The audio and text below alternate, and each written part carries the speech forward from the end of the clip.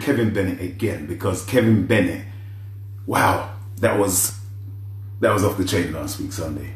Those of you who was here last week, you know what I'm talking about. Those of you who are joining us this week, you're gonna find out. So I'm just gonna bring in, and we're gonna just flow through. We're gonna just flow through 2021 motivation. And here he is again. Here he is again. Hey, what's up? How you doing? We love it. We love it. We love it. Welcome, brother. Welcome to Car Speakers Lounge. Thank you. Try not to shout so much because my voice gets really high up there, you know. It's really, you know. No problem. Yeah, man. How's your week been, bro? Good, good, good. I've been writing my book, so that's been good. Writing the book. I'm putting a podcast together called Kevin Bennett's Trauma. And it's simply like it's helping people that's going through mental and emotional trauma in general. It's at, you know, what the world is going through, what people are going through as individuals.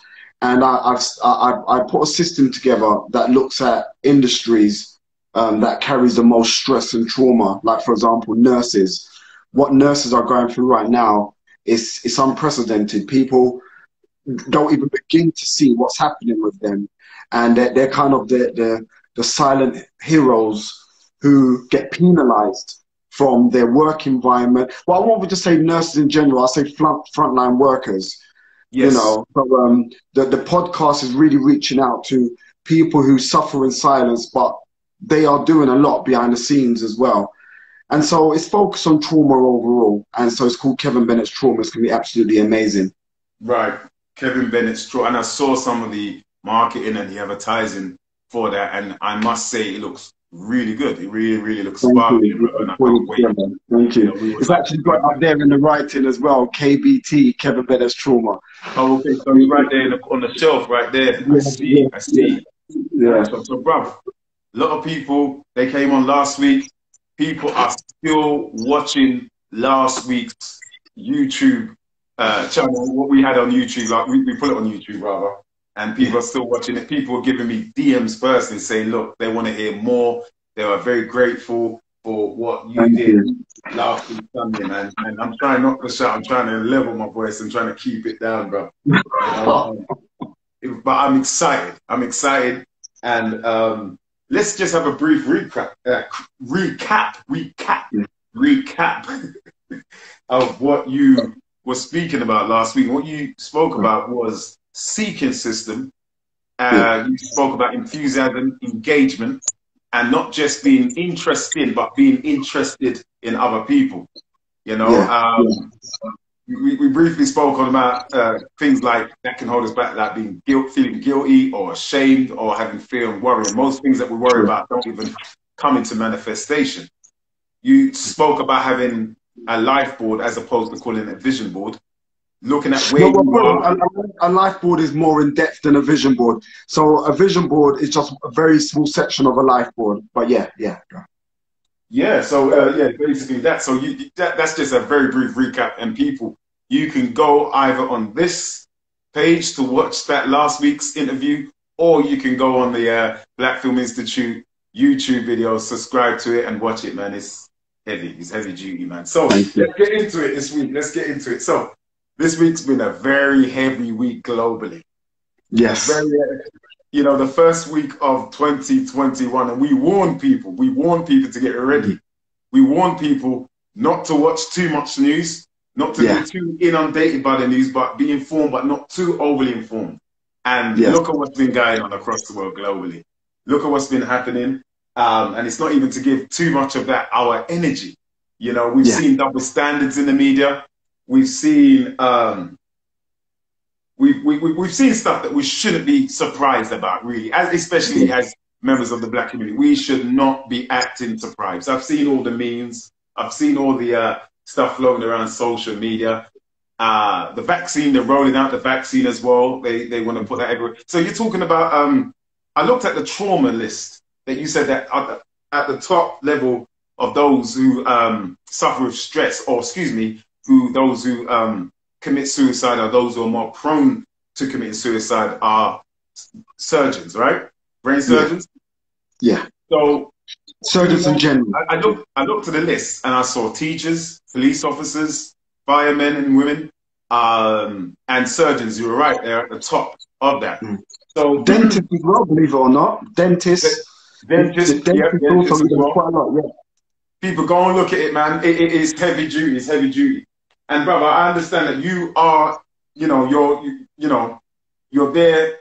You're talking about the nurses, reaching out for the nurses, those who work within the NHS and those who work outside of the NHS as well, and just genuinely care for people who are in need. We want to big those people up. Me personally, I'm not on going outside and applauding and doing all that stuff. What I really want is for these nurses to get a pay rise. I want these nurses, not doctors, they get paid a whole heap already. Nurses, those on the front line, they need to get a pay rise. Key workers, teachers, nurses. I want them people there to get a pay rise. I tell you what's more important than a pay rise. Yeah. What's more important than a pay rise? Oh God, sorry, my phone's going off. So what's more important than a pay rise is therapy and group sessions. So even like at the moment, I'm writing different chapters in the book about different professions, and nurses, they need therapy. What they see and what they come across on a daily basis is even way beyond money. It's not even about money. It's actually a lot deeper than money. Unappreciation from patients, being attacked by patients, being attacked by family members, doctors looking down on them and disrespecting them. Just in general, they get it left, right, and center. And one of the chapters in the book, I'm writing about nurses, but another chapter in the book that I'm writing as well is also about firefighters. And I done a whole chapter about Grenfell Tower, and I didn't look at it from the perspective of what people experience in Grenfell Tower. I looked at it from the angle from the firefighters and the PTSD that they had from it, and what they go through, and so on and so forth. It's absolutely heartbreaking, you know. So that's what I'm focused on within my podcast and writing the book and so on and so forth at this precise time in my life. Yeah, great stuff, bro. When can we look at the release of your book or your podcast, brother? The podcast I want to do, God willing, it'll be ready by the end of next month, the first 5 episodes. So if anyone would like to join me on the podcast and talk about their trauma and their journey, etc., I'll be happy to. So it's not just them talking about it, we go through it together and we'll find solutions together to help them navigate through it. Because, you know, it's like surgery when you're doing these things. You don't want to open someone up and don't know how to close them. And so that's a major part of what we should be doing as well. We should be training ourselves to make sure that if we open people up, we know how to close them. That's right. I'm a firm believer in that. If you can go backwards and look at some of the traumatizing things that has happened in your past, then you've got to learn how to bring them back to the present day, or back to the future, so to speak. You know, time travel is real in terms of the mind. It's real. Time travel is real. You know, and you can do more damage than doing more good, with the best of intentions, obviously, but one can do more. So in terms of counseling, therapy, where can we, what's the best, do you know any organizations where the best places we can all go? Because this lockdown, and I don't even want to call it lockdown no more, because I've been looking at some things regarding the law this week. Which I call it breakdown instead of lockdown. Say that again? Breakdown instead of lockdown. That's right. So it's imprisonment. It's unlawful imprisonment. And it's not me saying that. That's what the British lawful common law system says. And if you were to put this next to the yardstick of common law, then this is totally unlawful. It's not what I said or what Kevin's saying. It's what law says. Kevin, do you know how much the average law book is? Law books start from about £80 each, right? Going up. Right. And you know why some of the most powerful books are so expensive? Because they know people won't invest in them. And so, you know, so many of us, we buy books for £5.99, £8.99, £9.99, but they're not the books. The books that we should be buying are £300–400. Right, that's right. That's where the true power of knowledge is. Yes. You know, I've got some books right here, and some of these books are like £80. Right. You know, And it's like it takes a certain mindset and commitment to invest in those types of books. And so law books are the most expensive books. Do you understand what I'm saying? Certain books about history, but the powerful parts of history are the most expensive or exclusive books. When it comes to medicine, true medicine books are the most expensive books. And so many of us don't invest in them because we see it as a costly expense that we are not willing to invest in. So we prefer buying 10 books for the price of one, but we're missing the true power of what that one book will do for us if we invest in it. I agree. There's a book called Black's Laws Dictionary, which is about 80 quid. Got it on Amazon. So you say that you just broke up, it went out. There's a book called that I got called Black's Laws Dictionary. Yes. Black's Laws Dictionary goes into the definition of law, and it goes into what is called legalese, which is the language of the law society, being the police, the lawyers, barristers, clerks, sheriffs, plaintiff, defendant, all of that, the judges. The justice. Yeah, I think I've got all 11 editions to it. Yeah, you do the 11th edition, yeah. And it's been changing, but you're absolutely right. We're spending money on Nike trainers. We're spending money on things that cost 200 quid. 500 trainers, like big name brand trainers at 800, 1,000. But we're not books. If you tell somebody, hey, get this law book that you can use to defend your lawful human rights, a lot of us will frown on that. Because why is it, Kevin, that we've been made to frown upon, or even we look at law as, oh, I don't want to go there, that's too much, it's too hard to understand and comprehend. Is that all done deliberately in our educational systems, whereby they don't want to push the state schools or the state school pupils to go and study law? Yeah, sure. I mean, if you think about it, right, you go to an average public school, right, and you look at the pictures, the subliminal pictures they put on the wall, yeah, for like even at primary school, nursery. Do you see, I want to be a lawyer, I want to be a barrister, I want to be a judge, I want to be a politician? No. You see, I want to be a policeman. I want to be, it's very kind of like, and I'm not disrespecting any front end worker, but they do not push the mindset to be on a level of greatness. Yes. They kind of put servitude in a place of like serve the general public, but not from a high scale. It's from a very kind of like average to medium to low scale. So if you go in the average kind of public school, you don't see major aspirations printed all over the wall. But when you go to certain private schools, you see the true investment of the mind of what they should be aspiring to. Eton, Cambridge, any of those, there's a school around South London called St. Dunstan's. We used to call them boffins back in the day. We used to cuss them, but them are the CEOs today. They're the CEOs. You know what's really interesting, right? Here's what's really interesting. And even I've got a laugh about it. So over the years, obviously, I'm from where I'm from, Stokely Park Estate, and we've built ourselves up, right? And every day I sit down and I try my best to be a better me. Yeah, a better me. And what is very interesting from a cultural perspective is the more that I try to improve myself from an educational perspective, grammatically and so on and so forth, people watch my videos and then say on the comments of the videos, look at him, why are you trying to talk like that for? Why are you trying to do this for? And so it's very interesting that even where we're from, right, if you don't have a strong personality, people break you or try to break you for trying to better yourself. If it's from an articulation perspective, if it's from the way you dress. So you may dress a certain way and they're like, that you look gay in that, or you this or you that. So it's not even just the outside world around you that you need to worry about. It's the world within your world that tries to kind of like break you from that perspective. So you have to have a world view. If you have a local view, you're in trouble. You're in trouble. You're in trouble psychologically. You're in trouble because people try to break you in so many different ways. And so we have to learn to have a world view where we're around different communities, different mindsets, and so on and so forth, so we can learn to express ourselves in so many different ways. I agree, thoroughly agree. I mean, so have you ever heard of, I mean, have you ever had somebody come and say, oh, you're trying to be, you know, why do you sound white? You sound like a white man.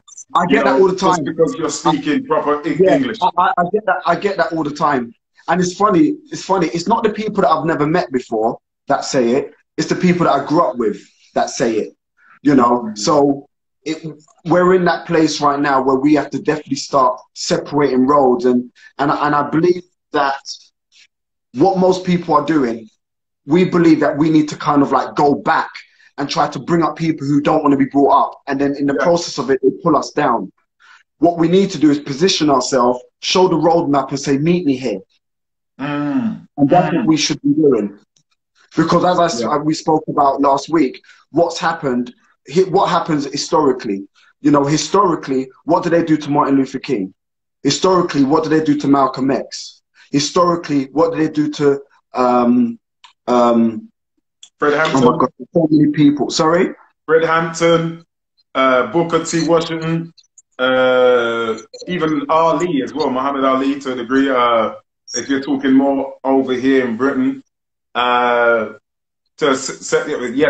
Howe, the Black Power movement that took place in England, in Birmingham, in the 70s and the 60s.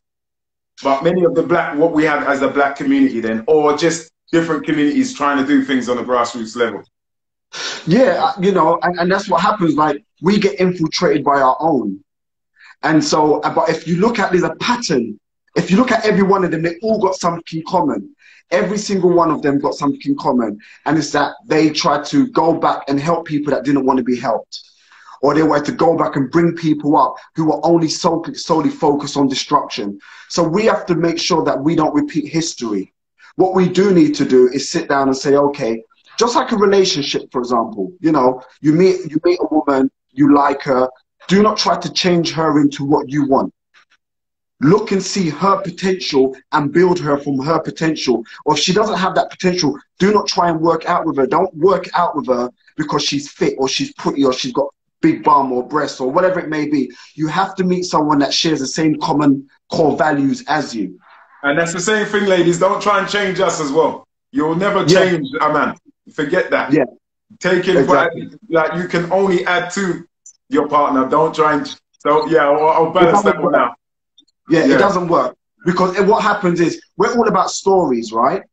We're all about stories. So, for example, I'm going to sell you my story about life and positivity or negativity, or you're going to sell me your story about life and negativity or positivity.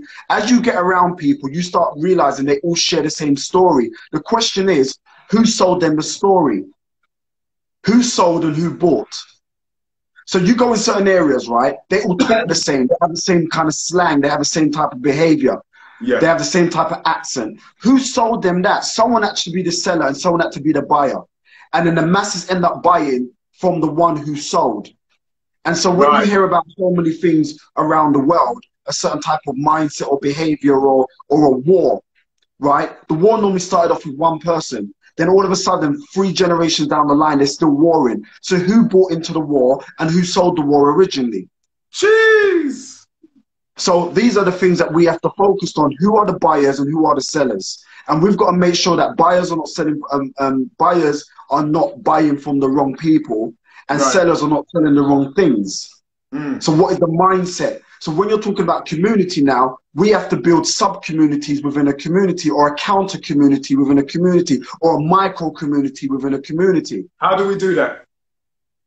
Well, first and foremost, we have to look at our core values. It starts from feelings and core values. So if I said, okay, how do I want to feel? You know, or how do we want to feel? We want to feel progressive. Okay, what does progressive look like? We want to feel positive. Okay, what does positive look like? We want to feel rich. What does rich look like? So let's get some commonalities. And you even see that when you go to court, right? When you go to court, as you said about legalese, everyone needs to have an understanding when it comes to the language. What does this word mean so we can have commonality? So first and foremost, we need to have commonalities of what things mean, terminologies. Okay. Yeah. So, okay, what does rich mean? Does rich mean money, or does rich mean feelings? Because we can have to have two different beliefs about what rich means. So let's first and foremost lay all on the table. What does this mean? How do you want to feel? Name 5 things you want to feel, right? So let's say, all right, I'll throw it at you. 5 things that you absolutely want to feel for yourself, first and foremost. Because you have to be motivated. So what are the 5 things you want to feel? I would like to feel good in myself. Okay. The feeling of feeling good, vibration, frequency. I want to feel accomplished, that I've achieved something. You know, yes, I've accomplished that. I set out a goal and I've achieved it. A sense of achievement, fulfillment, satisfaction. A sense of, let's say, exhausted from doing work, but yet infused to do more. If that makes sense. Yes. Yes. I guess I'm saying the same thing in different ways. Okay, so let's go back. Okay, so let's go back to feeling good, right? Yeah. So now we're gonna step it up again. Okay, what can you do every day that serves people, the right people, that will make you feel good? Ask that question again. What could you do on a daily basis that will serve the right people that will also make you feel good? Do you know, so for example, let's use my occupation for example. First and foremost, I get up in the morning, I train, I do affirmations. Whatever appointment that I've got, I'm on time or before the time. I think it was 5:01 today, maybe 5 o'clock. I'm on time with what I do. I do performing arts in school. So if I'm on time and if I'm there planning, working in a team, then the end product or what we produce at the end, it will make not only myself feel good, it will make everyone else involved feel good. I'll be adding on to that feel good factor or vibration. So if I just do me, if I'm on the ball on myself, if I'm always on my A game, then that will have a positive knock-on effect in other people's lives. Exactly. If I'm sorry, I know I'm taking a long time, but it's just coming to me. I always like to tell people on the street, regardless if I know them or not, how you doing? Good morning to you. That's a lovely smile. You look good. Love the car you're driving, my brother.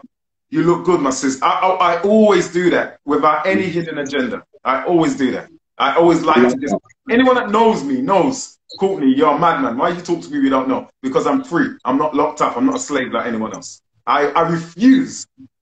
I'm shouting again. I need to bring it down. I refuse to be afraid to be myself. I will talk to anyone. And I like to uplift people. I love doing that. That's my purpose. Okay, so that's also added to your core values, right? So you like to uplift people, right? So you uplifting people makes them feel good and makes you feel good. So now there's a commonality between how you feel when you're servitude. Yes, sir. Right. So now all of us, so back to the original question you said, is now what you need to do is align with people that share that same commonality. People that are about upliftment. And now, so all we need to find is, and do you know what's interesting? Even when you meet someone, right? Okay, so a man meets a woman, woman meets a man, whatever it may be, right?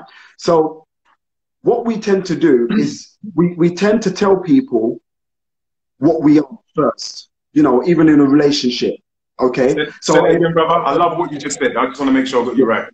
Okay, so we tend to tell people what we want in a relationship, right? That's what we tend to do. So what happens where most relationships go wrong is because that person then says, okay, in their mind, they say, I'm going to tell that person everything they want to hear. So what we need to do in general, instead of telling people straight away, okay, this is what I want in a person, how about we get them to tell us who they are? And so we can work out if it fits with our core values. Yeah. And the reason I said it, because in relationships, it's like, I don't know you. Who are you? Well, that person was everything you wanted them to be because you told them who and what you are when you first met them. And so it's the same thing when it comes to building communities. The reason why most people get infiltrated is because other people know exactly what they need to say to get into your world. Yes, sir. Right? And so what we need to do is identify first and foremost what we are, who we are, and then investigate what people are without telling them first, because they're only going to tell you what you want to hear. Right? So now we're clear on it. This is our core values. As you know, my core values is to help, build, and empower, deliver quality, feel good now, so on and so forth. Now, I'm going to pause you 1 second. I'm going to pause you. Hold that point. But this is a very interactive show, and I love it. I love the question that you posed to me. People that are tuned in, welcome everyone. Welcome everyone. I want you, like me, if you can, get your pen and paper. Sorry, that's obsolete. Get your tablets or your keyboard, yeah, and write down. Pen and paper is actually better. Exactly what Kevin's saying in terms of core value. Go ahead, give it to them. Put it on them, Kevin, because we're not just talking here. We're actually going to refine the theory. So tell people, let us, if you will, kindly write down your core value. Go ahead, Kevin. Take it away. Sorry, sir. Yeah, so what we need to do, we need to first and foremost know who we are and what we're aspiring to. So even if we are not there yet, we still write it down nevertheless. Yeah? So we need to be very clear first and foremost on what we are or what we're working towards. Just losing you there. And as somebody's... See, Kevin Bennett is so in demand, people. He's in... That's what we have to have off our team as well. All when we are talk, people are calling him enough. Imagine that. The man I'm getting the calls coming in. You know? And also, if I could ever screen print my phone right now, you can see all of these messages come up my phone. So every now and then you see me trying to remove them off my screen because blocking the screen. Yes, sir. So and my phone's ringing here as well. So I'm trying to end it all. Yo, I got mine. Lock that off. Sorry, I apologize. Yeah. So first and foremost, we have to work out what our core values are. Core value. But let's go before core values. Let's start right at the start. Before we get to core values, do one before core values. So what we need to identify first, how do we want to feel? How do we want to feel? To feel, okay. Very good. Yeah?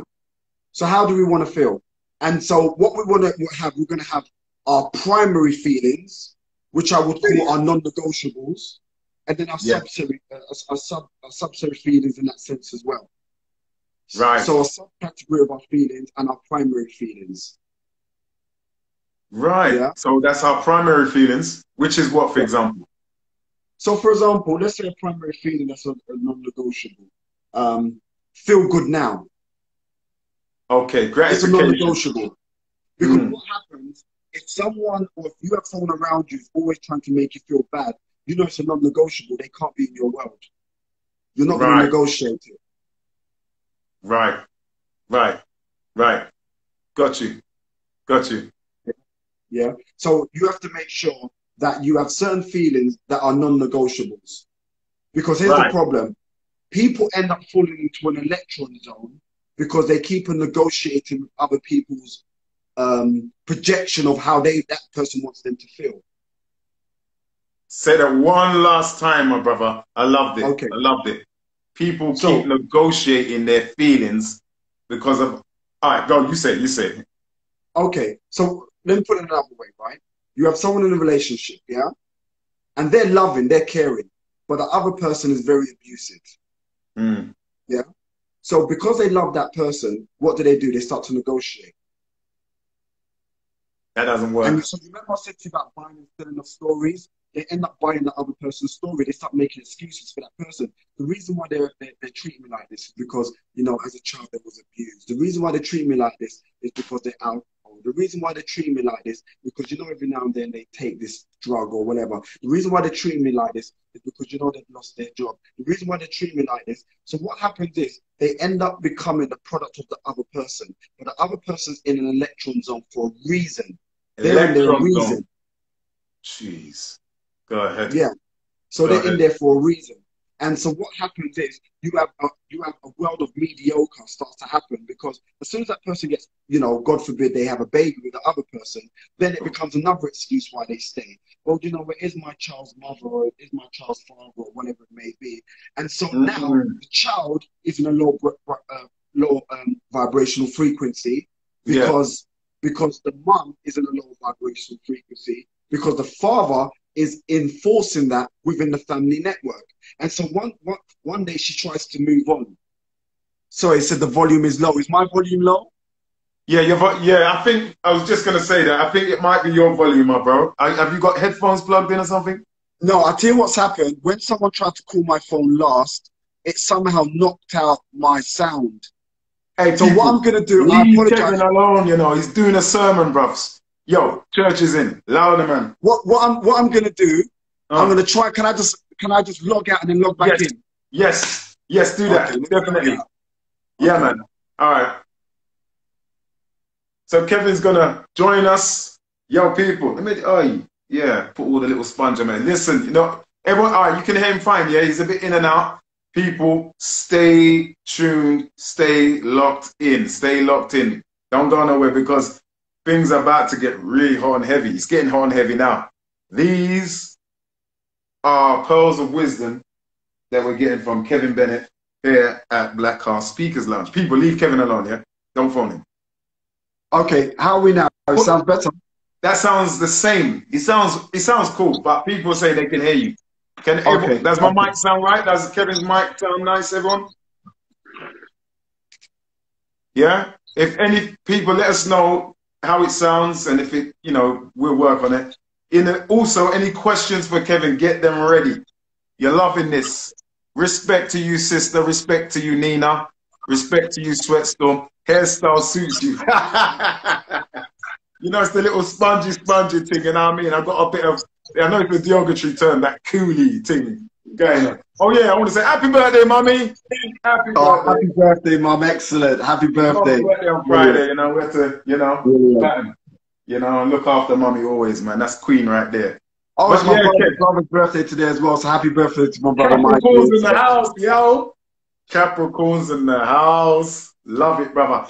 So, King, carry on, my brother. What you're saying, it's on flames right now. Go ahead, bro.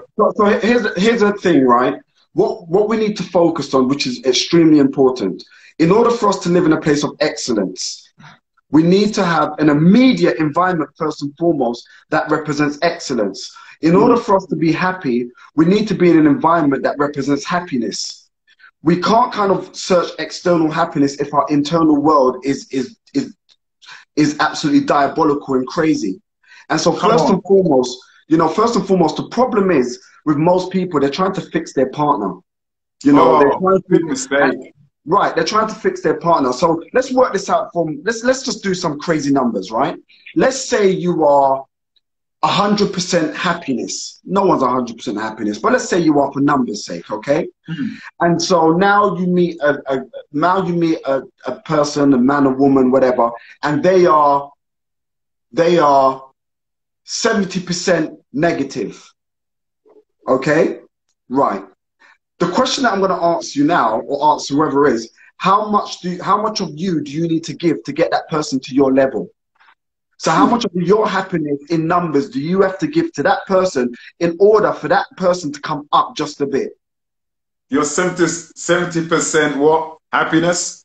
No, so your 100%, the person that you've just met, or the boyfriend you're with, or the girlfriend you're with, is 70% negative. So how much do you have to give in numbers to get them up to you? Because remember, you can't go down. Well, you can go down, but I mean, you can't get any higher because they're not giving you anything else. So how much do you have to give them to get them up? It is more than half. Well, then you go. None from me, but yeah, more than half. Right, more than half, right? 50%. So if you're giving up 50%, so 50%, for example, it would be a bit less than, if 50%, for example, of your happiness brings you down to... Yeah. Yeah? So it brings you down to 50% of you, for example.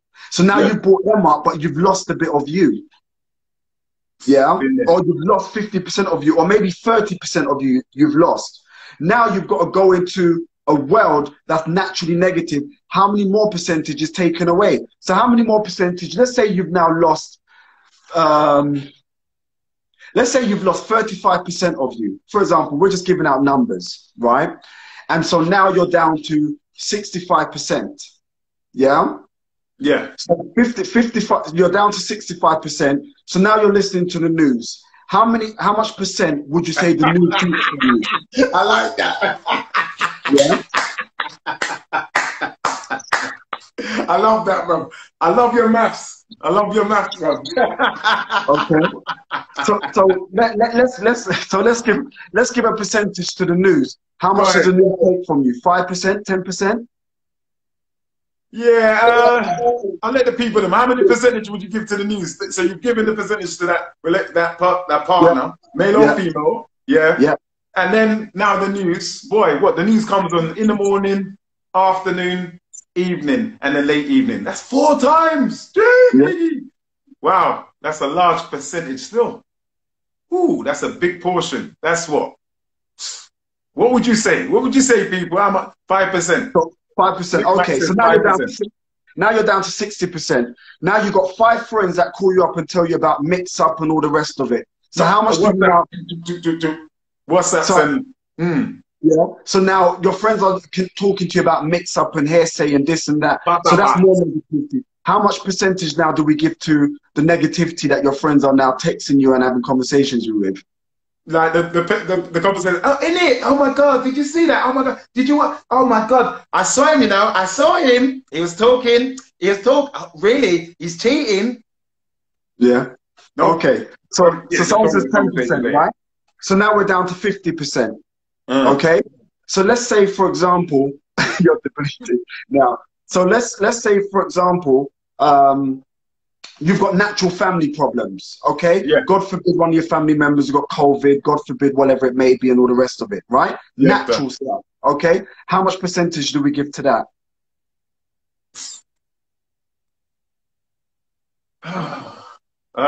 That's a lot if your family, so that's a lot still.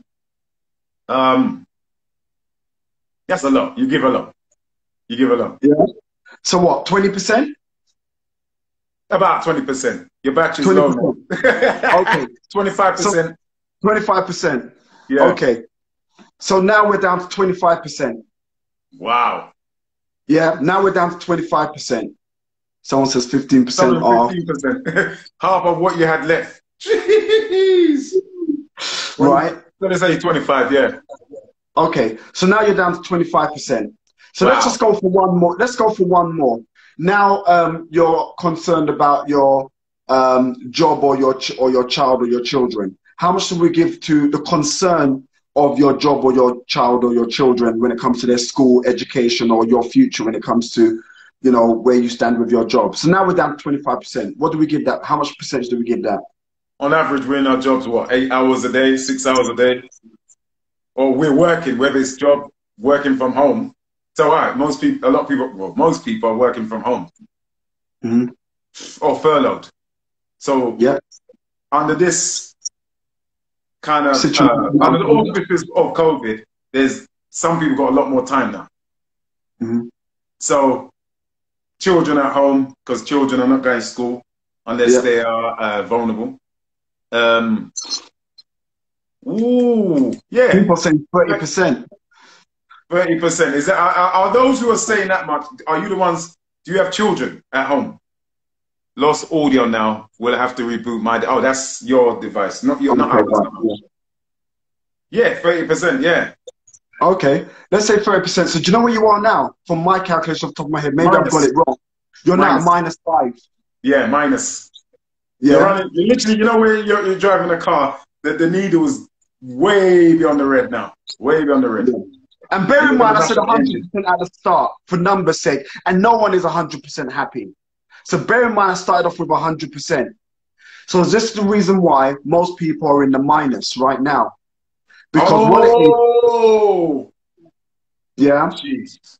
And this is the reason. Living there. Right. And this is the reason why I say, back to what we said before, some feelings are a non-negotiable. Because as soon as you start to negotiate that feeling, the process and the journey of giving yourself up begins. Right. Yeah. So now we got to look at the opposite. Now let's build ourselves back up. So now we've worked out that. Let's do this the other way around. Pen and paper, people. Okay, so let's do this the other way around. I like this. I like this. Come on. Yeah. Okay, time to build up now. So I've just come back from a bike ride, by the way. So even though I've got this side on that looks all right, I'm actually in my biking clothes right now, right? Right. So, right. Okay.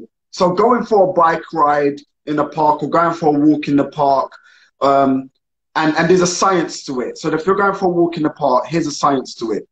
You find the furthest tree away from you, and you focus on that tree, okay? When you focus on the tree when you're walking, it makes you focus on your posture. So that's you straighten yourself and your neck is up straight. So always find the most furthest tree away from you and then walk towards that tree. Do not look down, focus on that tree, okay? So now you go for a walk in the park. How much percentage should we give that? So you remember we started at -5 now. So what's... All right, okay, so we'll start at -5. We're walking towards the tree, perpendicular, head up.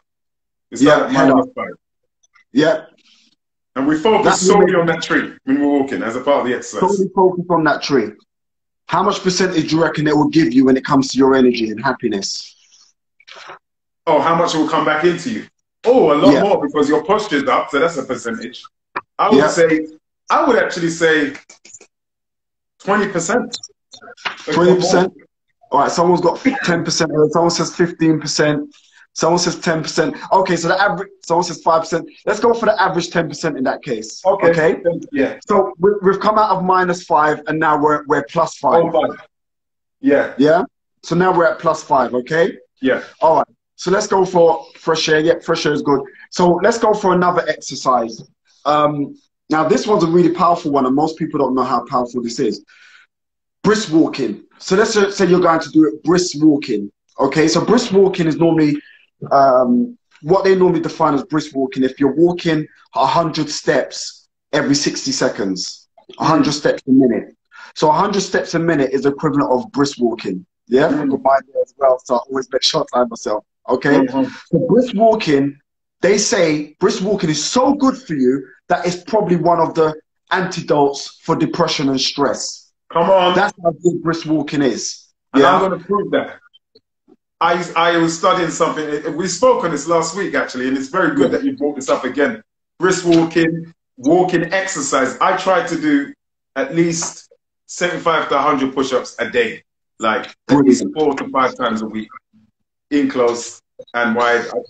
I do it the first thing in the morning, and I always tell myself great things. So in other words, I'm releasing what's called dopamines from the brain. Exercise releases dopamine, not serotonin. There's another natural drug that your brain releases. But yeah, go ahead, bruv. Sorry. Yeah, brilliant. So let's say we take brisk walking. So now we're at +5, okay? If you're just doing normal walking on a daily basis, okay? Yeah. Right. So brisk walking, how much percentage should we give brisk walking? I think walking is the best exercise in the world. I'll give that 5%. Yeah, 5%. No, okay. Not 5%. What am I talking about? 15%. 15%? Yeah. Okay, cool. 15%. Does everyone agree on 15%? Less or more? Let's see what people are saying in the chat. Do wonders for me. First lockdown and didn't cause any extra stress on my body. 25% sounds good. Someone says 25%. Come on, give us some numbers. Give us some numbers. 25%. What other numbers do we have? Brisk walking, how much percentage does that input positivity into you? And energy, yeah. Spread Charity Foundation says 25%. I say 15. I might have him push that to 20, actually. Yeah. Someone says 15%. Yeah. I'm going to find a healthy medium. 15%. Okay. Endorphins, yeah. Oh, what's it? Just raised on 10%. Wow, 75%. That's powerful. Okay, let's go with... Whoa, 75%. Yeah. Well, do you know what? I'll be honest with you. You can't knock 75% in this equation. Yeah. Yeah. 15%. All right, let's go with 15%. Okay. Yeah. So now we had 5% before. 20. Now we're up to 15%. So now that's 20%, right? Yeah. Okay. So let's go on to the next one. Laughter and smiling. Oh, wow. How much percentage? If you put on a comedy, if you do things that creates laughter and smiling, how much percentage? I love it. That is a lot. I'd actually go big. I would say, what would you say, people? Laughter and comedy, watching, you know, Tiffany Haddish, you know, the Silvermans, the whatever comedy, whatever you watch. You know, how much percentage? 30. So, Mitch Max says 30, 35, I see 35, 35, 35, 35, going 100, 100 grand, 30, doing like an auction now. 20 grand, 20, 25 grand, 25, 30 grand, and sold. 75, I would actually say 75%, but I agree with Neil. I would say 75%. See, the science of it is this, first and foremost. Where your focus goes, your energy flows. Where your focus goes, your energy flows. That's so when right. you're focused on comedy and fun and laughter, your energy goes into that state of proton. Yes. Yes. Yeah. So in the name of numbers, let's just say 15%, because I want to give you some more. I don't want to go too high, okay? But yeah, it's more than that, by the way. Yeah. So let's say 15%. So now what are we at? 35%. 35%? Yeah, that's right. Yeah. All right, 35%. Okay. And singing is in that as well, by the way. Singing is very important. Gospel music, people like to put on as long as you keep your head to the sky, you can, you know, all those. Yeah, exactly. It's got to be positive songs. It's got to be positive songs. Positive songs, so it's very, very important. Yeah. No drill music, people. Not that all drill music is negative, by the way. No disrespect to drillers out there, but yeah, there's some gospel drill out here. No, do you know what I love? I really love the Stormzy song. Do you know what I mean? The superheroes one. The Your Grace, Blinded by Your Grace. Yes, Blinded by Your Grace. I love it. I love it. Blinded by Your Grace, by Your Grace. Love it. Absolutely amazing. Yeah, it's a feel-good song. Yeah. Yes, so with that said, guys, it's very important, very, very important. Please write this down, to write a feel-good playlist. Woo. Oh, people, come on. You better follow me on Spotify now. Yeah. Spotify, my Spotify is lit. Listen, people ain't gonna listen. I listen to Guns and Flowers. I mean Guns and Roses. Sorry. I do. I don't care. I love Guns and rock music in its origin. We know where rock music comes from in its origin. Come on now. Yeah. Yeah. Brilliant. On my play, I've got. Listen. So even right here, I've actually got my own independent MP3 player away from my phone, and I've got my feel-good play music on my MP3 player. And this is my MP3 player. What effect does it have on you, Kevin, when you play it? What effect does it have on you? Oh my gosh, it gives me energy. It makes me feel optimistic. I feel strong. I feel close to God. My energy goes up. Like it helps. It helps. It helps. So I've got that here. I've got other stuff on here as well, but my feel good now play music is on here as well. Playlist. So what are you telling me? Music. Funny you say this. Music. Yeah. Music is a big response. Is very accountable for our mood. Because you know what? I've seen this experiment. I've seen in one room a bunch of females playing gospel music, uplifting themselves, and in another room. No, in fact, let me tell you, this is in a rave years ago when House Party and Shubin was the thing. In one room, it was lovey-dovey, slow jam music, rub down the wallpaper kind of thing. Do you mind if I stroke you up? I don't, all them, And in the other room, the female's like, no more drama, I'm going down, because you ain't around. And literally, the energy was different in two of the rooms. Because one was affirming that they're going down. Speak up Mary J. Blige. We love Mary J. Blige.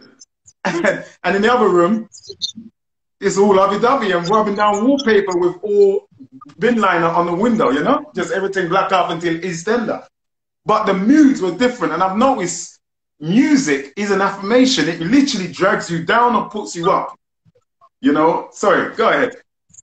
So I just read something that made me laugh. That was the made you laugh, huh?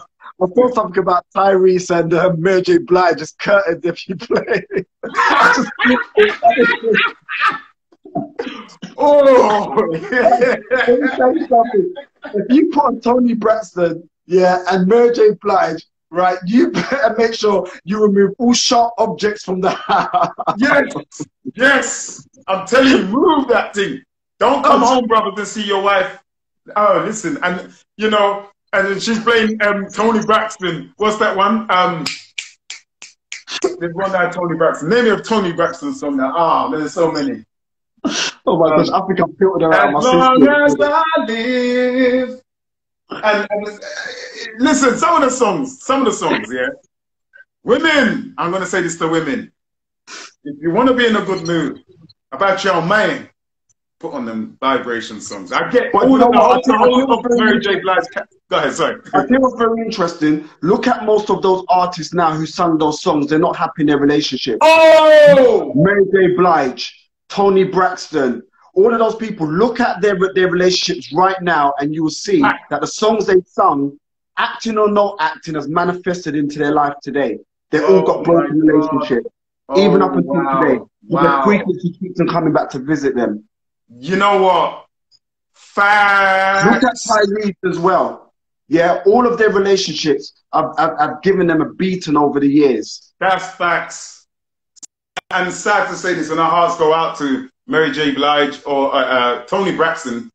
I think Tony Braxton went through, she had some kind of ailment. And she went, yeah, it's facts, because music is vibration. It's all vibration. Frequency. But go ahead, brother, carry on. And it's funny, very quickly, I used to put on an under-18s event back in the days called Chilling. And, what we started to realize is when we played certain songs at the end of the night, we'll play like Onyx, for example, yeah? You remember what Onyx was like? And there's crowd jumping. Exactly. Look, the boy. Yeah, come on. Right, and what happened was at the end of every night of Chilling, when that happened, there was a fight. And so what happened? Yeah, so what happened after that? We changed it around and we started playing nice songs at the end of the night, and there was not a fight, not even once. That's facts, Kevin, because you know they're done, and apparently when it's a full moon in these institutions where they have people who've had mental breakdowns and so forth, they say, and I've met people worked in those kind of environments. They play classical music. Yeah. Classical music calms the inpatients or the people that they have, that calms them down without having to medicate them too much. So to calm down, even before a fight, you know, if you're a kickboxer or a martial artist or a boxer, you know, you'll find some boxers will play meditational music or classical music or gospel, higher frequency songs to keep them in that zone. Do you know that music alone opens? It's the only thing that opens pretty much most parts of your brain at the exact same time. So even when you're studying, it's always good to have like classical music or so in the background, because it opens up your brain and allows information to go in. And so this is the reason why with music and stuff like that, they put a lot of subliminal frequencies and subliminal messages in there, because it opens your brain up and then they can put things in. And so most of unfortunately, our culture is so driven by music that our culture is led in the wrong direction because of it. Yes, sir. Yeah. Okay, so let's go on to the next one. So sorry, we were just talking about percentages. Yeah, where were we on percentages? Was it 20 or 30%? We were. Was it 35%? Was it 35%? Yeah. Okay, yeah, 20% and 15%, 35%. That's correct. Yeah. So the next one is here's another one that's very interesting. The next one that's very interesting is like, based upon your religion, you know, I'm not going to point out any religion in particular, but prayers, psalms, and affirmations. Psalms and prayers and affirmations, right? So I don't know, if you're Muslim, you may have your own particular type of prayers. If you're Christian, you've got yours. If, you know, if you're non-believer, you still can have certain things that are still connected to you spiritually and so on and so forth. So, right. So once again, let's go for it. How much percentage, if you was to do a prayer or a psalm or affirmation, do you believe would bring into your life when it comes to the positive energy? Oh, wow. I pray every single day. Ooh.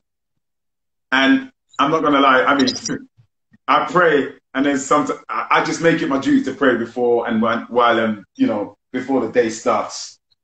But depends upon the seriousness of how sincere the prayer is. If it's a real sincere prayer, which often is brought about by what's going on around you, it sets up your whole entire day, your whole week, your whole month, your whole year. Exactly. I'll let the people answer for themselves. How much percentage prayer? How much percentage prayer, psalms, or affirmations? Do you know what? Yeah. Yeah, go ahead. Go ahead. 50%, but I stopped. Sorry, I can't see properly. Yeah, 50% I stopped as bad things kept happening. So was that a prayer? You kept praying and bad things kept happening? That'd be very interesting. I'd love to. I'd like to hear about that idea. Yeah. 50, Unique Nels UK. 50, but I stopped as bad things kept happening. Very interesting. Let's put a pin on that. I'd like to get back to that one because I would like to dissect what happened. Yeah. Yeah, definitely. I will find it. 100%. We'll find what was going on from a frequency perspective. So hold that thought on that one. So 20% prayer and affirmation. Yeah, we've added music. All for Sharon Phillips. We did add music. Did we add music? Did we add it?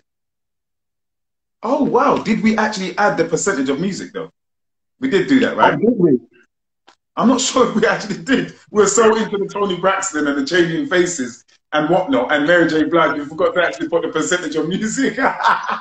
Okay, so let's put 10% on music. Let's bring that to 45%. So and let's give prayers and psalms. Let's give it, for numbers' sake, let's give it another 5%. Yeah, music, we got the music now. So prayers and psalms. What we give prayers and psalms? Prayers and psalms, what, 5%? I believe it's more, but let's say 5%. I believe it's more as well. But yeah prayers, 5%, yeah? Okay, so what are we at now? Is that what, 50%? We're at 50%. Okay, cool. All right, let's go for another one. This one's a big one, by the way. A big one. Building dreams. So dream building. It's bigger. Most people don't do it, but it's a lot bigger than you can actually imagine. Now, there's 3 areas when it comes to building dreams. Okay? Area number 1, in no particular order, you can be general. Okay, you can be general about it. You can say, for example, what's general? I'm just trying to work towards my goal, or you know, I'm working on something. Like vague. You mean like vague? Yeah. Very kind of vague, but you know, in the direction regardless. So, you know, something general. You know, I would like to open up a nursery. Okay, so that's general. Okay, see, so you've got an idea. It's in the right direction. It's cool, but it's a bit general. Yeah. I'd like to open up a nursery. Okay, so that's general. Right. Then you have, so you got general. General.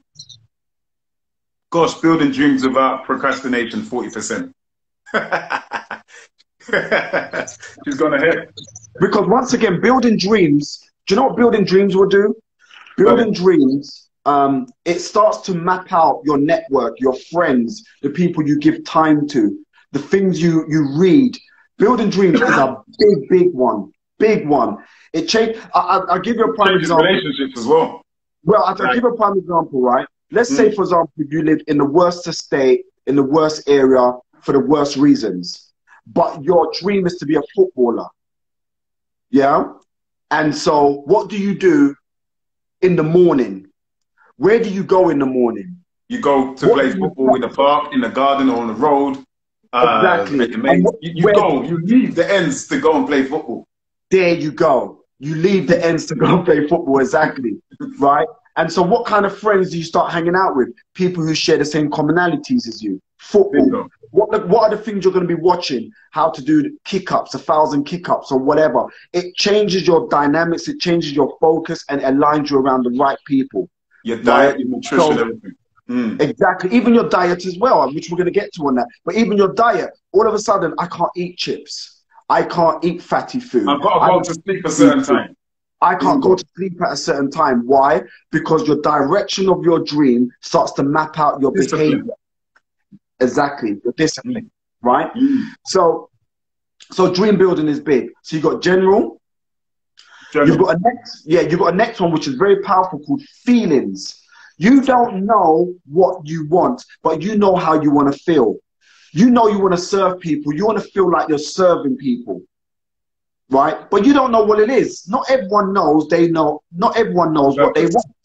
But if you know how you feel or how you want to feel, then the process of frequencies start to move into your world to do accordingly. So you may say, I want to feel, as you said, accomplished. Okay, right. I want to feel loved. I want to feel like I'm serving people. I want to feel good about myself. I want to feel like I'm building a legacy. I want to feel like I'm making my family happy. Right? So all of a sudden, all those things will start to make you meet people who align with the same feelings from a frequency perspective. So it's like even with me, what I do right now, I didn't know I was going to do what I'm doing at this precise time in my life. I knew how I wanted to feel. And situations, circumstances, and events started to connect together in order for me to start to find out the things that I enjoyed. I didn't know I was going to enjoy this. I couldn't tell you that I was going to enjoy this. I didn't know I was going to even do what I'm doing now. Yes. You know, but the more that you go down the rabbit hole, the more that the hole opens up to you. Yeah? That's right. When you take that red pill, boy, you're gone. That's right. Exactly. And then all of a sudden, the cat eyes in the road start to open up to you as you drive down the motorway. Yes, sir. Yeah. Yes, right, sir. so you don't know what cat eyes you're going to see each time, but you know as you're driving down the motorway, all you're seeing is the road opening up, more opportunity, more people you're meeting. Yeah? Okay. Very true, Kevin. Very true. The next one is to be very particular. You're going to focus particularly on whatever it may be. So you may the third one, general, feeling, and the third one is particular. Yeah, be very particular. Okay? All right? So some people say specific and so on and so forth, but it's about that. So now you know, this is what I want. This is how I'm going to go about it. This is what I'm going to do. I'm going to read these 5 books. I'm going to do all these particular things. But what happens is that one is normally the heartbreaker for people. Oh, I get it, brother. Please let me chime in on that one there. What you're saying is, go on. No, you go on. Go on. You go on. Right. But what happens, it breaks into two, sorry. So, yes, you have to have major perseverance for that last particular one. Because here's the thing, you may say, I read all the books. It still doesn't work. You may say, I went to 5 seminars. It still doesn't work. I'm doing everything. I've done the prayer and all that, the affirmations. Yes, I've done all of that and it's not working. So people become brokenhearted when they've done all the things that they think they should have done in particular. Oh, bro, Kevin, you know how deep this is, bro. You know how many people, I know this is striking a lot of chords right now. I know this is, because, bro, to encapsulate what you've said thus far, ideas are the means of transport that take you from where you need to go. It's when you have the ideas or the dream, excuse me, in this case, that's the thing that's going to take you where you need to go. And it will literally separate you from your friends, you know, and even the Bible even says that it says words to the effect, I can't exactly remember where, but it says the day of his own household, you be separated from your own blood brothers and sisters based upon your mission. When you look at Moses, or you look at Muhammad, peace be upon him, or Buddha, or any of these great and wise people, you know, male and female, when they have a vision, they will say, look, Malcolm X, you know, Malcolm X, when he went to prison, you know, and he showed us in the film, when he went to prison, he had friends on the outside still and on the inside. But when he met, well, there's a film version and there's the real version. But when he met people on the inside, or when letters was written to him to say, hey, join the Nation of Islam, become a Muslim, change your life, stop smoking, stop drinking, stop chasing after women. As soon as he done that, the pimp friends that he used to roll with, he cut them off. No, he didn't cut them off. Oh, don't What cut them off. happened Sorry, wrong word. they cut away. They cut away. That's right. That's right. Thank you, brother, for the correction. He didn't cut them off. They cut away because he had a new vision and a new dream, a new direction to go. So yeah, bro, I just use him as an example because I think Malcolm X was one of the greatest examples of transformation. You know, exactly. for all of us as a people. So even with dream building, we got to start doing things to start making that dream come. And listen, guys, it sounds ridiculous to some people, and some people would understand and get it.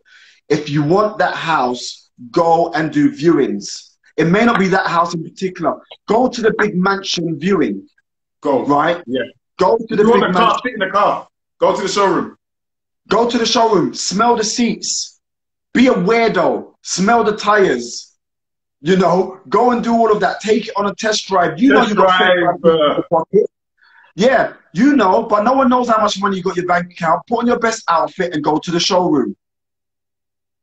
Yeah. Bro, come on. So even at the moment, I'll be traveling to a country very soon because I want to buy properties over there. I don't know anything about anything over there, but I know I want to. I know the feeling. I don't know the house. I don't know what the house looks like. I don't know. I know I want to open up a business in this particular country, and I know I want to have a massive house in this particular country, and I'm going to be going to that country. I would have been there this month if it wasn't lockdown. So I'm starting the process of the dream building right now. Yeah, for this particular project. Even other things I've got. People around me think I'm crazy at times. I'm buying stuff right now for a business I don't even have.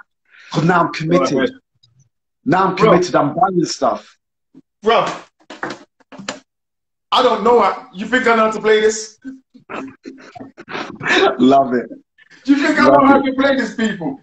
I don't know how to play the guitar. I should have said that. I should have kept the movie magic going. But I'm learning to play it. I'm purchasing the thing and I'm going to learn it. And by the end of this year, 2021, I'm going to learn a couple of strings. And I won't mash up people's ears right now. But I'm using it for a project and I have to learn. I have to learn it. So get it. Some people, you know what, Kevin? I love what you're saying, brother. I want to big up Kevin right now. Everyone of you are tuning to Black Card Speakers Lounge. People, don't wait to get it. It's got to be the other way around, right? You got to have it before you have it.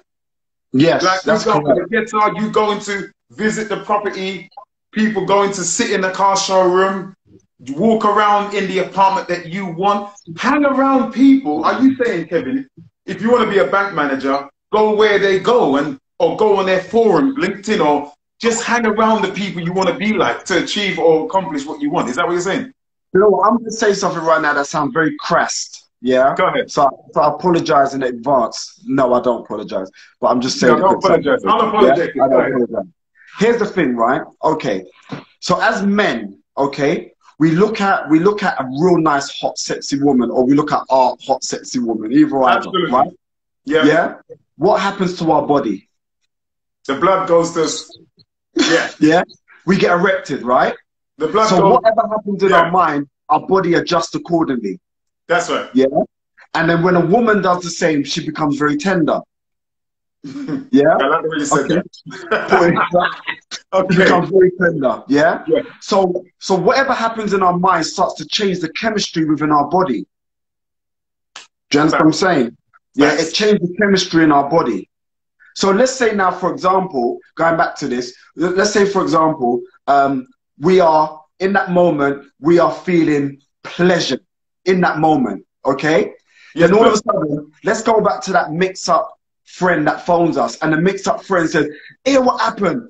This person just where? Remember, you're in a moment of pleasure. What happens to your erection in that moment?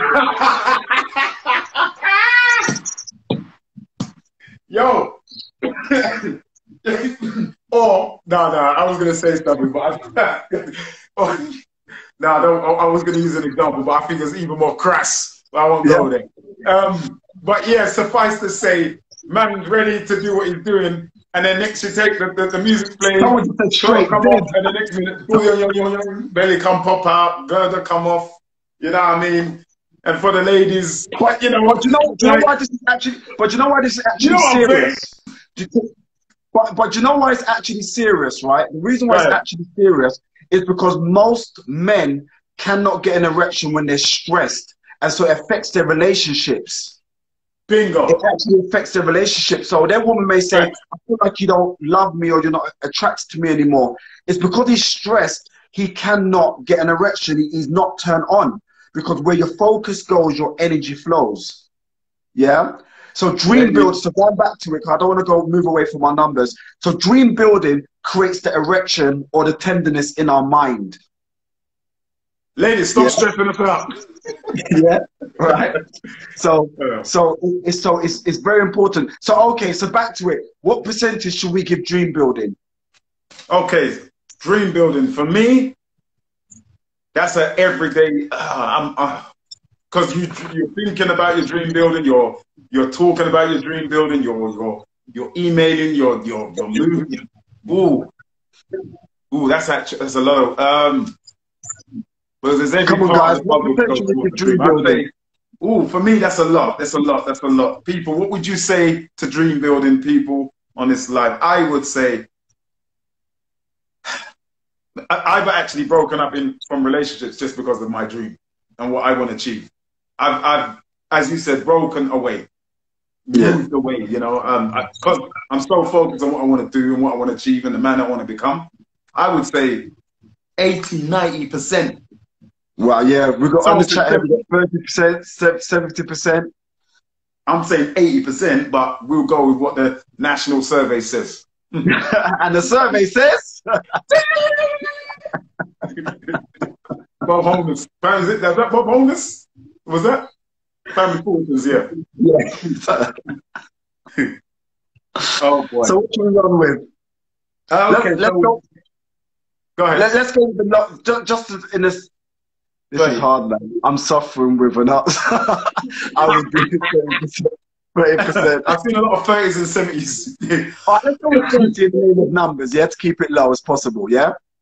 Okay, so 30%. So remember, we had 50 before, so let's say we're at what, 80%? That's right. Okay, so we're at 80%. Man, this can go on forever. It can. Let's go for one more, and then we'll start to kind of like summarize it and pull it all together. Johnny, that kid says 100% enough. Now 50-50, 100%. Wow. Man, struggling. People say they're struggling. But you know what? This is good. This is a very good struggle. It's brilliant. Very good. Yeah. Okay, yeah. So we're at 8%. We're going to go for one more. Good problems. This is what you call good problems. That's right. Okay, here's a unique one for you. Here's a unique one for you. Blessing your sheets, blessing your books, blessing everything around you, your clothing and all the rest of it. I'm giving you a unique one. So here's the thing. Everything that comes into your life, right, has frequencies. Yeah? Your sheets. Don't. Stop. What you're doing, right, brother? People, because this is going to be on YouTube. So to YouTube, to all social media people, this is an alert. This is the Black Film Institute, Black Car Speakers Lounge alert moment. You need to listen to this. I know exactly what Kevin's going to say. I'm not even preempting. What he's about to say will totally change your life. Everything he said up to this moment is life-changing, but this, you know, when you get the cherry on top, this is it. What he's about to say is not obvious, it's not judged, yeah, in terms of the negative imagery of that, but this is true magic. Yes, that's right, class abundance. That is right. Oh my God, what you about, Kevin? Oh man, what you about to say, bro? Oh boy, what you're about to say, it works. Speak, not only touch, but speak it over it. Speak over it. Go on, brother, take it away. I'm not saying no more, I say less. Go ahead. So let's break down, we're going to break down the science in about 3 or 4 different areas first and foremost, yeah? So here's the thing. The word spell is connected to spelling. So when you spell something out, you're casting a spell. That's where spelling comes from. Spell comes from spelling, right? So anytime you say stuff, you're casting a spell, first and foremost. But what you have to do is to look at everything in your house from a frequency perspective. And so when you look at the things, you lie in your bed, how many hours do you sleep in your bed for? Right? So how many hours do you sleep in your bed for? Some of your mattresses needs to go because some of the people that you've slept with in the past, yeah, it's killing you when you're asleep. Right? So pause. Stop it. Bounty killer. Calm down. Calm down. Whoa! I promise I wouldn't shout, you know. I have to break that promise. Whoa! You have to pause. Pull up. You know, back in the day, like some cop clash. Pull up. Light up the fire. Stop. People, listen. All you crystal burners, sage burners, incense burners, poets, all of you spook slayers, all of you people that are spiritual, some of you are spooky. Woo! Now we're getting some real science. It's not spooky, it's real. This is so real. So ties. Oh God, oh God. I don't think everybody, Kevin, they're not ready. They're not ready. Kevin, they're not ready. I don't see no flame. Let me see some fire. When I say fire, don't even carry on until we see fire. We're not staying no more. Until we see some flames, we're not continuing. To my people on YouTube, be patient with us. Because, y'all, we want to see some more fire. I'm in our business if you have to repeat it. Okay, boss lady, fire. Want to see some fire. Want to see some fire. Hey, Mac, fire wants to see fire. Hey, we don't see no smiling face, you know. Wow, fire. Johnny, where I said the key, fire. You mean fire. All right, I think we see fire now. Don't burn down the place down, mate. Come on, mate. All right. Miss Candy, we love you. Fire. Fire wants to see the fire signal before we carry on. I need you to pull up. Pay attention, everybody. I'm going to shut my mouth.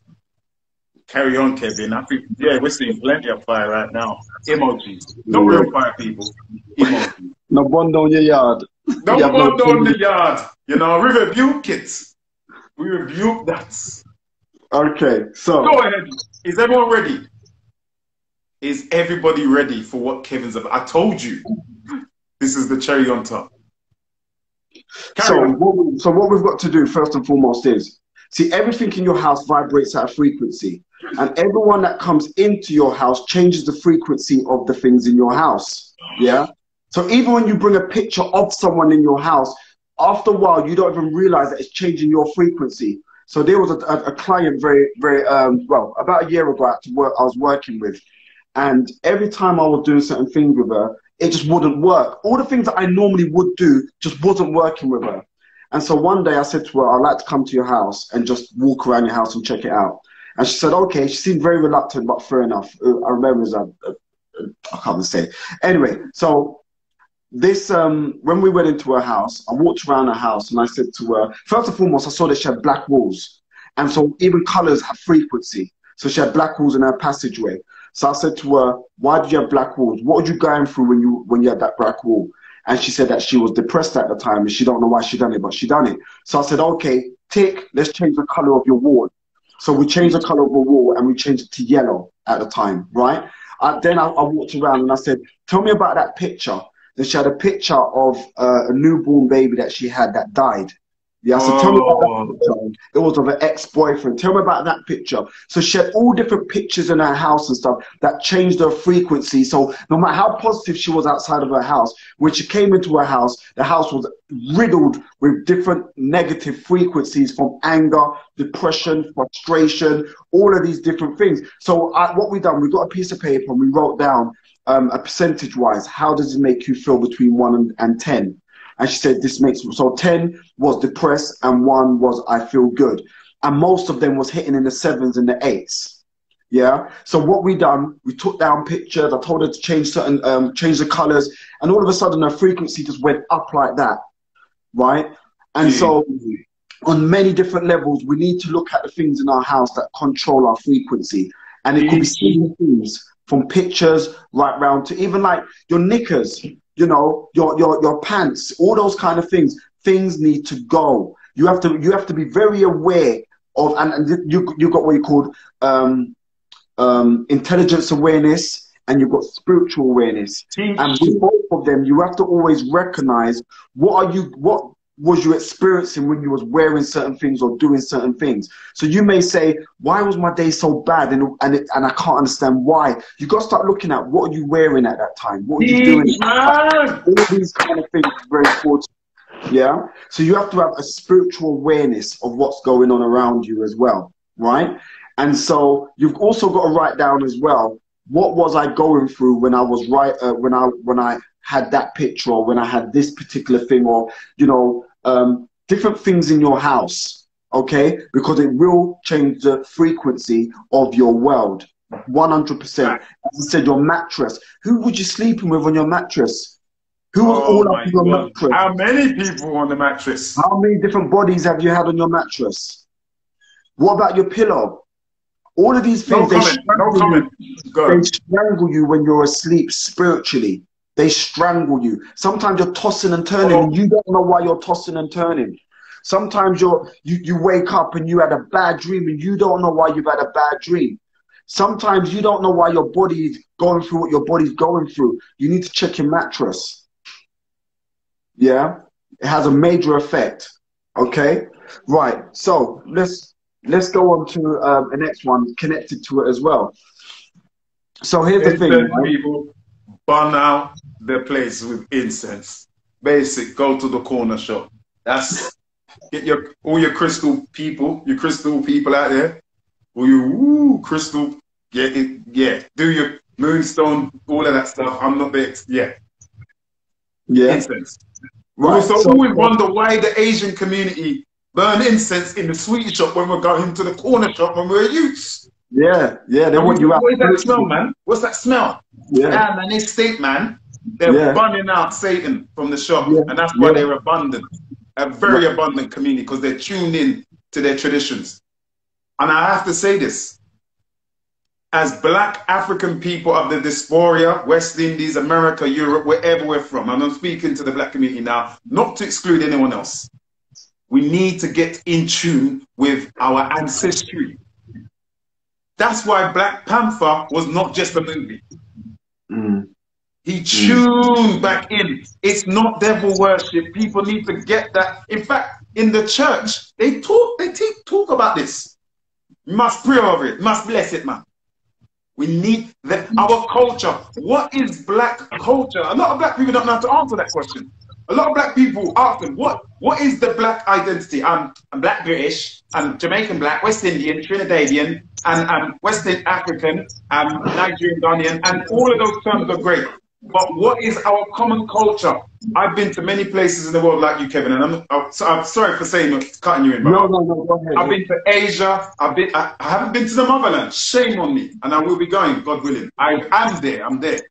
But anywhere I see Black people or highly melanated people, Thailand, Asia, Philippines, we have one common thing.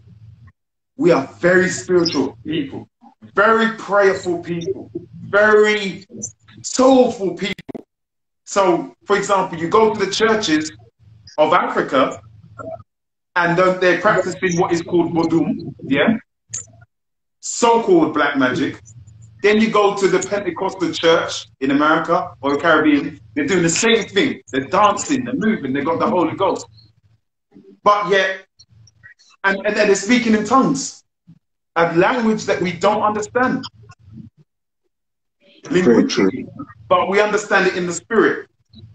Listen, we need to get in contact with our culture again. That's why we're powerless, but we are powerful. But you know what it is as well, which also, some people say this is juju and all the rest of it, right?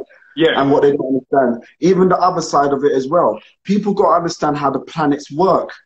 People need to understand how the planets work.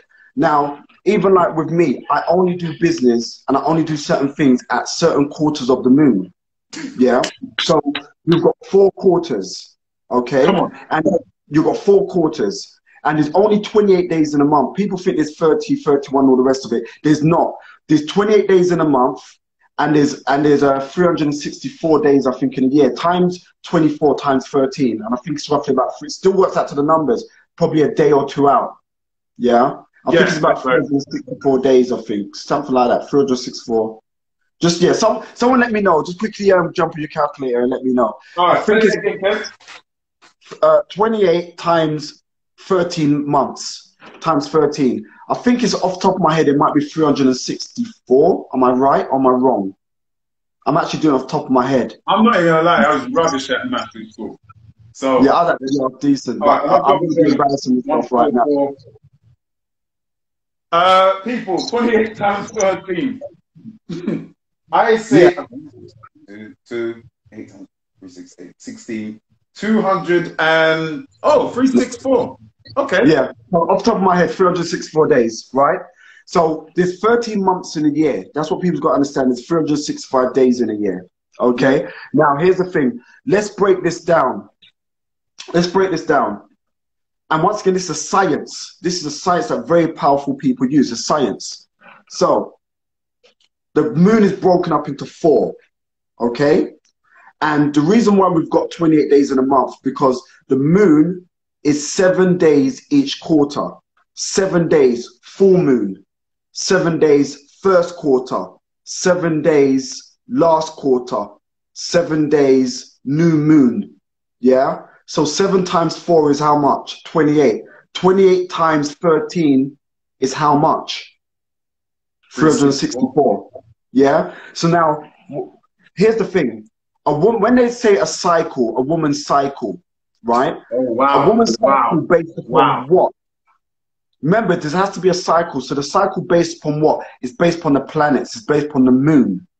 Yeah. So when you talk about a cycle, when you talk about everything that's happening on the planet, it's influenced by on our planet, on our Earth, it's influenced by the moon. When you see the shore coming back and forth, when you see a woman coming on a cycle, a woman knows when she's coming on based upon the cycle of the moon. But that's been, over the years, that's been moved away, right? So, first quarter. Now, let's talk about this. Let's work this out. So, first quarter. First quarter is the time for planning. 7 days. You've got to focus on planning. Yeah. So first quarter of the Gregorian calendar. Are we talking? No, for the first quarter of the moon. 7 days of the moon. Go ahead. I'm with you. Yeah. So sorry. So what you've got? Sorry. The new moon. So remember, it's new. Okay. So when it's new, when the moon is new, 7 days you focus on planning. That's right. Okay. Right. People, write down notes, people. Anyway, you're listening to this if you're playing it back anyway. Black Car Speakers and Black Film Institute. Kevin, go ahead. Right. So for the new moon, you focus on planning. All you do is plan. Okay? Yeah. Everything has a structure. You need to understand the science and the structure. As you said, people think it's witchcraft. They don't have a clue. They don't have a clue, brother. God put the moon there, you see me? Go ahead. Right. So for new moon, all you do is focus on planning. Then you've got first quarter. First quarter is when you now start to act. You put action in place. Yeah. Yeah. Because the frequency of the moon is right for you at that time. It's frequencies. Yeah. Then you've got waxing, the last quarter. Last quarter is like now the energy is building up, because remember it's rotating. So it's picking up energy. So at the last quarter, now it's starting to go into, you've got to be careful what you're doing around that time. Yeah. So you've got to be careful. Then you go into full moon. Full moon, you hear about, all these vampire films and all of that, and werewolf films. How my House of Horrors. Yeah. Right. There's a science behind it. Okay. That's right. So the full moon is the equivalent of a woman being on her cycle. You don't touch, you don't do anything. It's a very tender time. It's a very powerful time. Brother, yeah? I may interject quickly. What you said is perfect facts. If there's such a word, perfect facts. The word Monday, the name Monday, a lot of people don't appreciate where the names of these days come from. Sunday comes from sun worship. It's not about putting down religions. If your religion is paganism, back in my day, I used to fire, whatever. No, that's you, do you. That's not me. But a part of the pagan, the Wicca man and the pagan rituals, Sunday was the sun worship. Monday comes from moon worship.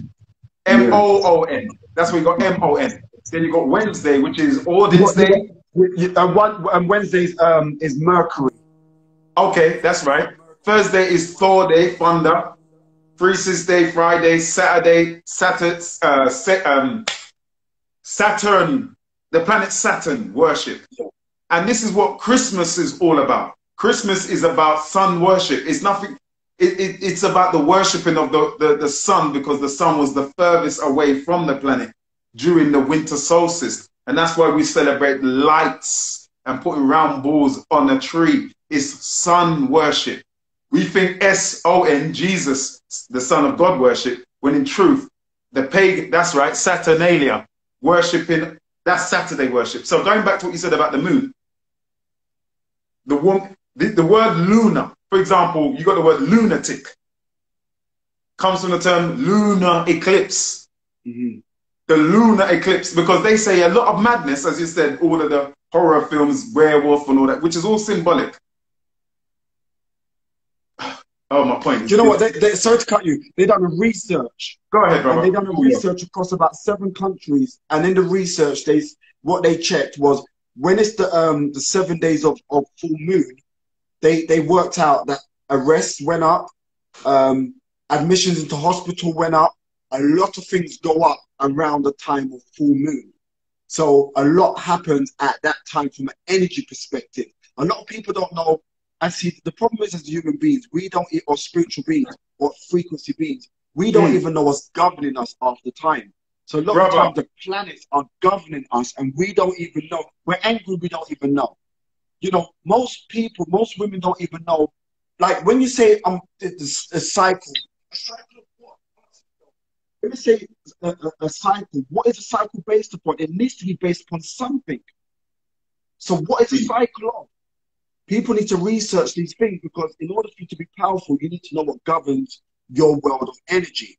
But anyway, I don't want to get stuck on it too much. So what percentage, what was he talking about? What percentage did we get to? I'm sorry to cut you, brother, but you said the first planning, and then go back. All right, you've said it already. We don't need to go over that again. The moon. But very important what you said about the moon cycle. And that's why I don't watch the news when in a new moon. There's certain things I don't entertain certain conversations. I don't even, there's certain things I just don't. Another thing, before we get onto the percentages, when having sex is not a joke. Releasing your energy is not a joke, Mandem. It's not a joke, because we're supposed to retain energy. That's another subject altogether. Sperm retention during the full moon cycle is deep, and I want people to go out there and research it. So sorry, bro. No problem. You're talking about percentage now. My mind's blown, bro, for what you're saying, bro. That's why I've seen like I'm a bit all over the place, because I'm just meditating on all the things you're saying. But okay, so because I don't want, we can go on for 2-3 days. I've got so much. But so, how much percentage? The final percentage. How much percentage should we have for spelling and spells, etc.? Because we can talk about pampering and this and that. It goes on forever, so we can't do this all in one session. We're not going to do it all today, people. I knew it. We wouldn't do it all today. Can someone close this, please? This will be Universal Shift. This will be on our YouTube of Black Film Institute and on this page, brother. So no worries, no worries. Sorry, brother, family, could be male or female, but family, it will be on this. It's recorded. Don't worry. I think we're gonna have to do a part 3, because this is deep. But someone's saying about the planning. I just read the comments on there. What you were saying after the planning when it's full moon, or so here's the thing. For me, everyone's got it slightly different. For me personally, because everyone's got it different. But for me personally, when it's a new moon, I like to do planning. It's new moon. That's me personally. Yes. First quarter, I like to act. And then waxing last quarter, I start to be a bit more wary about what I'm doing. And full moon, I kick back. But that's me personally. Some people have it slightly different. But this is how the world, a lot of people are, Kevin, the whole world, the governments of this world, those who are in the know, they do that. They do it. I'm telling you. Standardly. I know that because I'm around a lot of them. Yeah. And I know it. the films, the people that are behind the scenes, they know this stuff, what you're spitting there, bro. A lot of people think, oh, this is spooky, so fearing. No, no, no, no. Originally, it came from us, and we lost it over time, and now it's being used against us. Oh!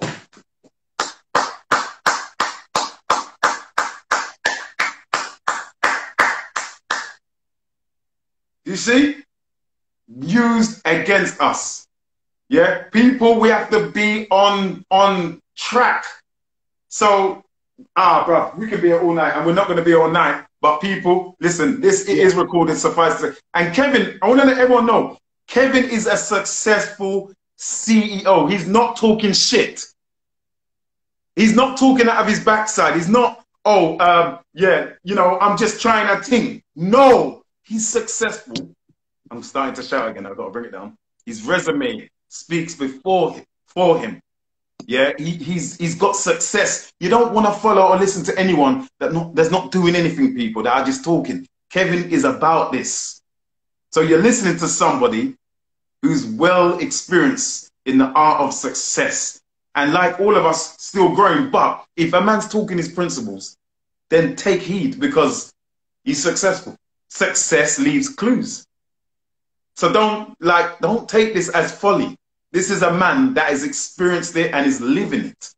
It's not like we don't bring any and anyone on this show to talk shit. I'm sorry for using profanity, but sometimes when you've extended the English vocab, you have to use words. Express. But here's the thing, I've got to let you guys know, right? There's a counter science to this that you guys got to be prepared for. The higher the level, the bigger the devils. So as soon as you become knowledgeable in certain areas and you start to put it in place, devils have to come to test you to see if you're about that. So for example, if you've learned GCSE, you're not going to have masters coming to see if you're privileged or you're ready for masters. You're going to get GCSE level tests. If you've just done a doctorate, you're going to get the level of doctorates to come and test you. So as you go up in your understanding, your energy, your frequency, the devils will come accordingly to test you. Bingo. Yeah. So let's put up, because I want to bring it in. I know we're going out. Yeah, I want to bring it back in. Sorry, brother. So how much percentage should we put on it? So we was at 80% before. It was 50 and 30. We was at 80% before. Whew. Wow. Look how much time we spent on putting what goes back in. Yeah. Isn't that brilliant, people? The different variations. I would put, I'm fully aware of this, and I've been doing this for some time. I would put, personally, for me, it's 30 to 30, 50, I don't know why 50 is coming up in my head, man. 50%. All right, so let's say we're back at 100 in that case, right? Because we can't go past 100, yeah? Yeah. Okay. Yeah. So, what have we learned here? Let's kind of bring this back in and conclude. Okay. Come on. Right.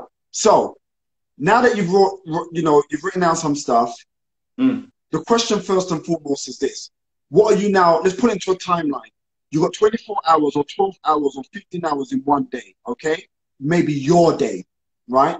So when you wake up in the morning, all the things we just discussed and spoke about, what's the first thing you're going to do on your list? Woo! Is it going to be visualization? So let's say between, I don't know, 7 and 7:30, what's the first thing you're going to do that you wrote down on our session or our conversation or interview today? Right, Kevin, you're really putting the work on us today, brother.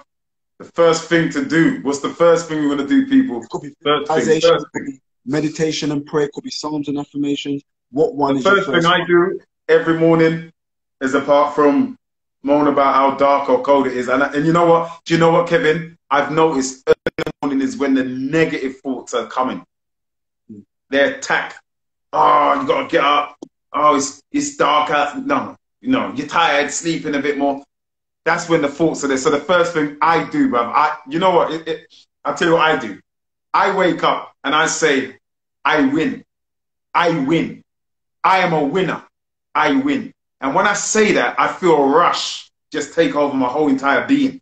I Do win. do you know something you should try? What Go ahead. everyone should try. Buy a trampoline that's about this big. Trampoline, Yeah, yeah? Yeah. yeah. And as soon as you get out of bed, jump on it for about 30 seconds. A small trampoline. What if you jump and you drop off the trampoline and buck your head? Why you jump back on again? Jump on it, because what that's going to do is going to help your energy. The first thing you do. Awesome. Get a small trampoline Mm. and Very jump on small. that. Like Yeah, literally jump. jump on it. It changes your Star heart frequency. jumps. You said star jumps. Star blood, you're getting out of your bed, yeah. Oh, mata in your head. Yeah, trust me, you'll see what it's going to do. Okay, so let's say your affirmations first. Now, between I don't know, let's say 12 and 1. What's the next thing you can do that's on your list? 12 1 afternoon. Sorry? In the afternoon, you're talking at midday. Yeah. So you So got a list there. Everyone got a list, I would imagine. I can't remember yeah, what's on the list. But the list that we spoke about today, what's the next thing you can do? the next thing I do after the trampoline, or call it saying that I win and affirming to myself that I win, I do exercise. I get coffee as well. I drink black coffee in the morning. For me, I love it. It's good for your digestion. It gives you energy. I do push-ups, squats. Obviously, after all that fresh and going. I shower. Sometimes a cold shower as well. That helps. But all right, let's be specific now. I'm all over the place, aren't I, mate? So what I do, yeah, exercise. Okay, so even for some people, if they at work or whatever, they've got to ask themselves, if they went into the bathroom just for 2 or 3 minutes, what could they do? Maybe it's prayers and affirmations, maybe it's whatever it may be. So what we want to do is this, because I can't remember and I don't know what everyone's, put down for Yeah. their own personal list. What I would like them to do is write from 7 in the morning or 6 or whenever they wake up to when they go to bed. And I want them to slot in at each time what we've spoken about today. Awesome, Kevin. Yeah. Awesome. And so what happens is each one of those is going to put energy, focus, direction, all of those things into your life. And then what I want you to also write is a non-negotiable list. The feelings that you're not going to negotiate with. And I also, which is more important as well, just as important, is a not to do list, what you're not going to do anymore. Go ahead. Yeah. So I want you to write a not to do list. All the things you're not going to do anymore. You're not going to entertain certain foolishness. You're not going to watch certain things. You're not going to listen to certain things. You're not going to certain things. So I want you to write a to-do list, a not to do list, and also put your everything all in one sheet where and I want you to follow the sheet for 28 days consistently, and then that's when your habits going to start to fall in place. If you just do it off the top of your mind, you're going to slip till it doesn't exist anymore. So And what are the results? Where did you learn this from, Kevin? So we're all about habit. The live is freezing. One of our guests said that our live is freezing. I thought he's just freezing outside.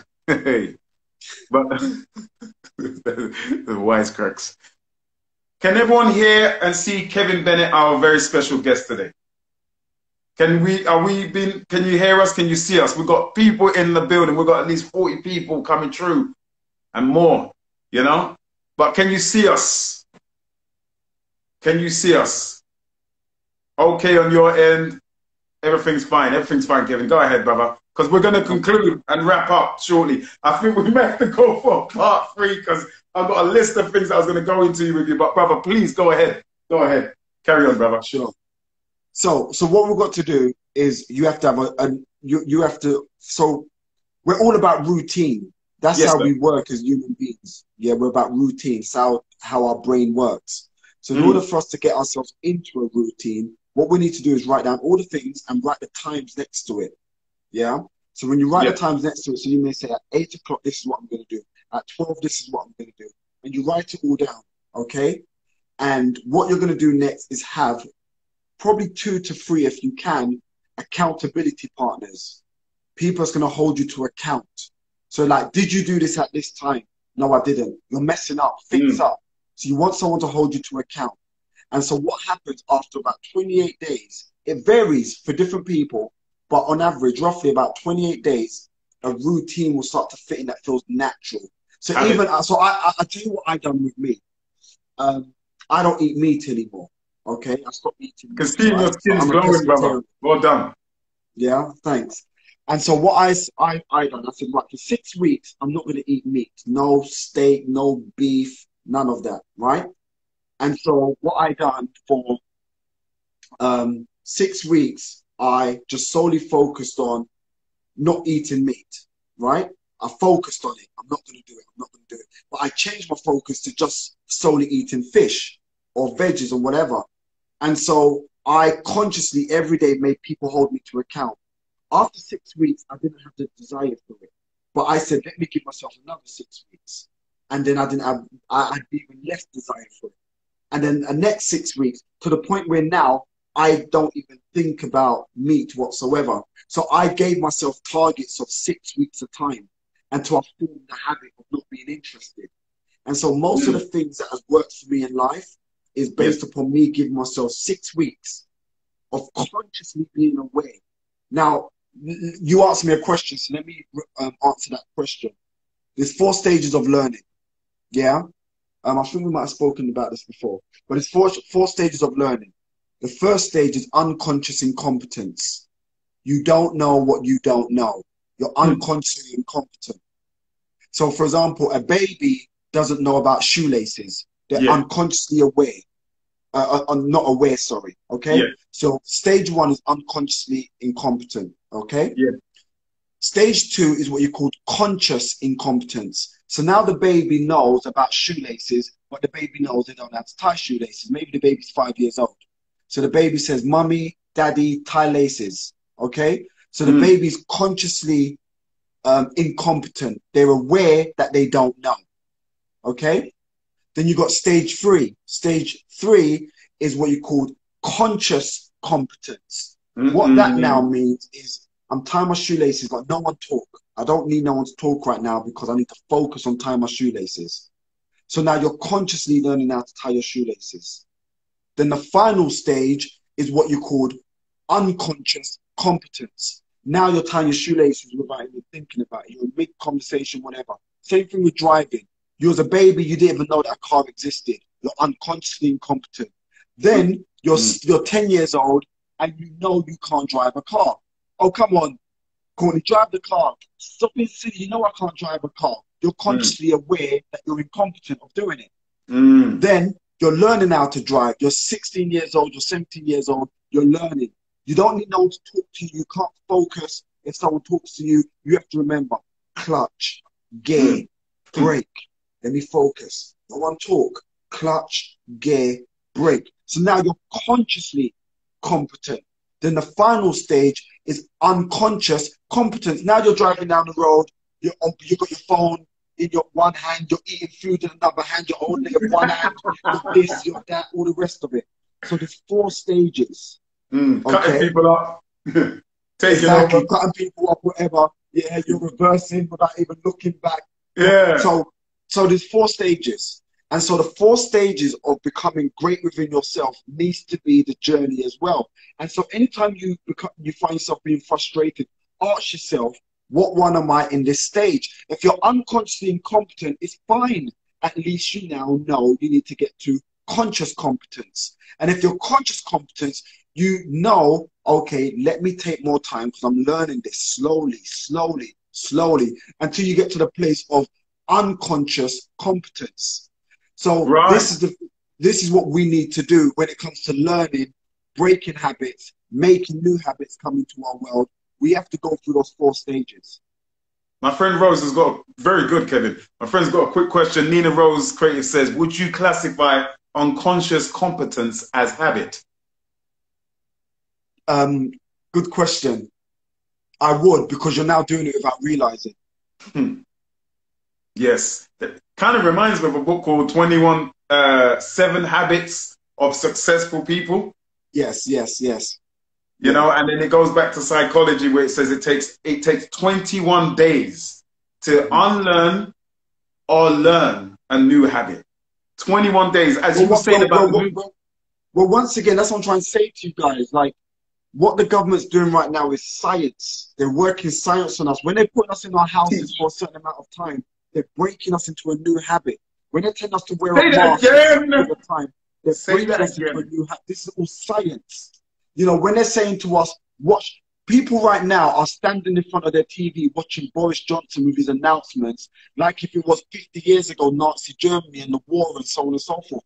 They're breaking us into, well, longer than 50 years. It was like 1943, Second World War. Yeah, 1943. It was 1943 to about 1940. First World War, 1940, Second World War, 1942, 1943. Around that time. Yeah, I might be out. I think the First World War was 20s, right? First World War is 1914. First World War. Yeah. Okay. Yeah. I'm slightly out. I'm terrible with my history. Don't mind, bro. Don't mind. Yeah. So what it is? These are all habits. They're all habits. Yeah. And so they're breaking us into habits, and we've got to learn to break ourselves out of habits and put ourselves into new habits. Teach. Brother, and as Nicole, the alchemist, I love that word alchemy. There's a book called The Alchemist. The power of propaganda is real. So in conclusion, Kevin, it was 1914 First World War. To 1918 and after that. And then after the First World War, what did we have? The Spanish flu. Yeah, that took out a few million people. That was worse than what we see today as COVID-19 and the new strain. And you know how people overcame or strengthened their immunity against the Spanish flu? Sunlight. They put the hospital beds outside to receive vitamin D. Outside. What have you been told? Lockdown. Stay in your house. Stay at home. And I have to remind Kevin, we have to remind everyone that lockdown is just a guideline. It's not law. Anyone that tells you it's the law, they're lying. It's not law. It's not law. What is the difference between law? Very briefly, because I know we ain't got the... Brother, I have to thank you, bro. Everything you said is useful knowledge, because there's a lot of knowledge that is just useless. Sounds great, but it's useless. It's like Big Mac. Tastes good, bad for you. But then there's knowledge that is useful, like that food that mommy would give us. Don't taste good, but it's very good for you. And what you've given us is very good for us. So what is the difference between law and which is legal, legislative law? Legislative law and law. So first and foremost, right, it's biblical. It goes back to God. Okay. So when you talk about law, you're talking about God's law. Yeah, you're talking about God's law. Thou shalt not kill. That's law. Thou shalt not harm. That's law. Thou shalt not destroy people's property or theft. That's law. But when you listen to everything else, what is man-made, they don't call it law. They call it acts and statutes. It's not law. The Road Traffic Act is not a law. Not a law. Say that again. It's not a law. It's an act. It's a statute. If it's American ordinances and codes and all of that kind of thing, it's not law. So first and foremost, we have to have a good understanding between what is law and what is legal. Yeah? And so certain things, we have to make sure that we know we're standing what we call in our square. In our square means that we need to know. So you remember that program called The Charmed Ones, right? The Three Witches. Yeah? Yeah. Right? Yeah. So the Charmed Ones, what they used to do is create a square or a paradigm or whatever. A pentagon or something. Yes, right? Yeah. Within it, right? And no spirit can get into it. Yeah? So no matter what happens outside, they always do stay in here. No matter what they try to do is scare you, is stay in here. In law, they got the same terminology. When you know the law, when you know your rights, no matter what they say on the outside, it cannot penetrate. And so we need to be so aware of what is acts, what is statutes, what is law, what is legal. They're all different. And here's the thing, the only time they can enforce law onto you is when you don't know what law is. Thank so you. there's a maximum law and a maximum in law, and they say it in all different ways because they've all different, like, it goes back. But one of the maxims and the terminologies of the maximum law is ignorance of the law is no exception. So if you're ignorant to the law, you're going to be penalized because of your ignorance, not because of the law. Okay, so what about, or not because of statute. Your people are penalized because they're ignorant, not because of anything else. So people's got to understand, even when we're having a conversation, we're talking in three languages at all times. We're talking slang, we're talking the Queen's English, and we're talking legalese. That's right. And so we've got to know when we're basically say that again, because it just went out. Sure. You've got slang, you know, wagwan cuz. What's the man? Yeah. We got slang. And they teach all our young people, they okay that with our young people. Yes. You know, exactly. They go, oh, why are you trying to sound white for if you speak properly? There's a reason behind that, as you think. The thing is, it's very interesting. We'll get back to that. So we got slang, okay? So slang is local to us, all right? There's certain things they say in America, and we just don't understand it. And when we're in our zone, America's like, what did you say? You know, so we've got our own slang, right? Street code, whatever, yeah? And then you've got the Queen's English, Oxford Dictionary, all the rest of it. Yeah. Then you've got legalese, which is, legalese can be broken up in different ways. It's a language of companies or language of the legal world, okay? Now, why do you need to know this? And why do most youths on road get twisted up when they are in front of police or judges or whatever?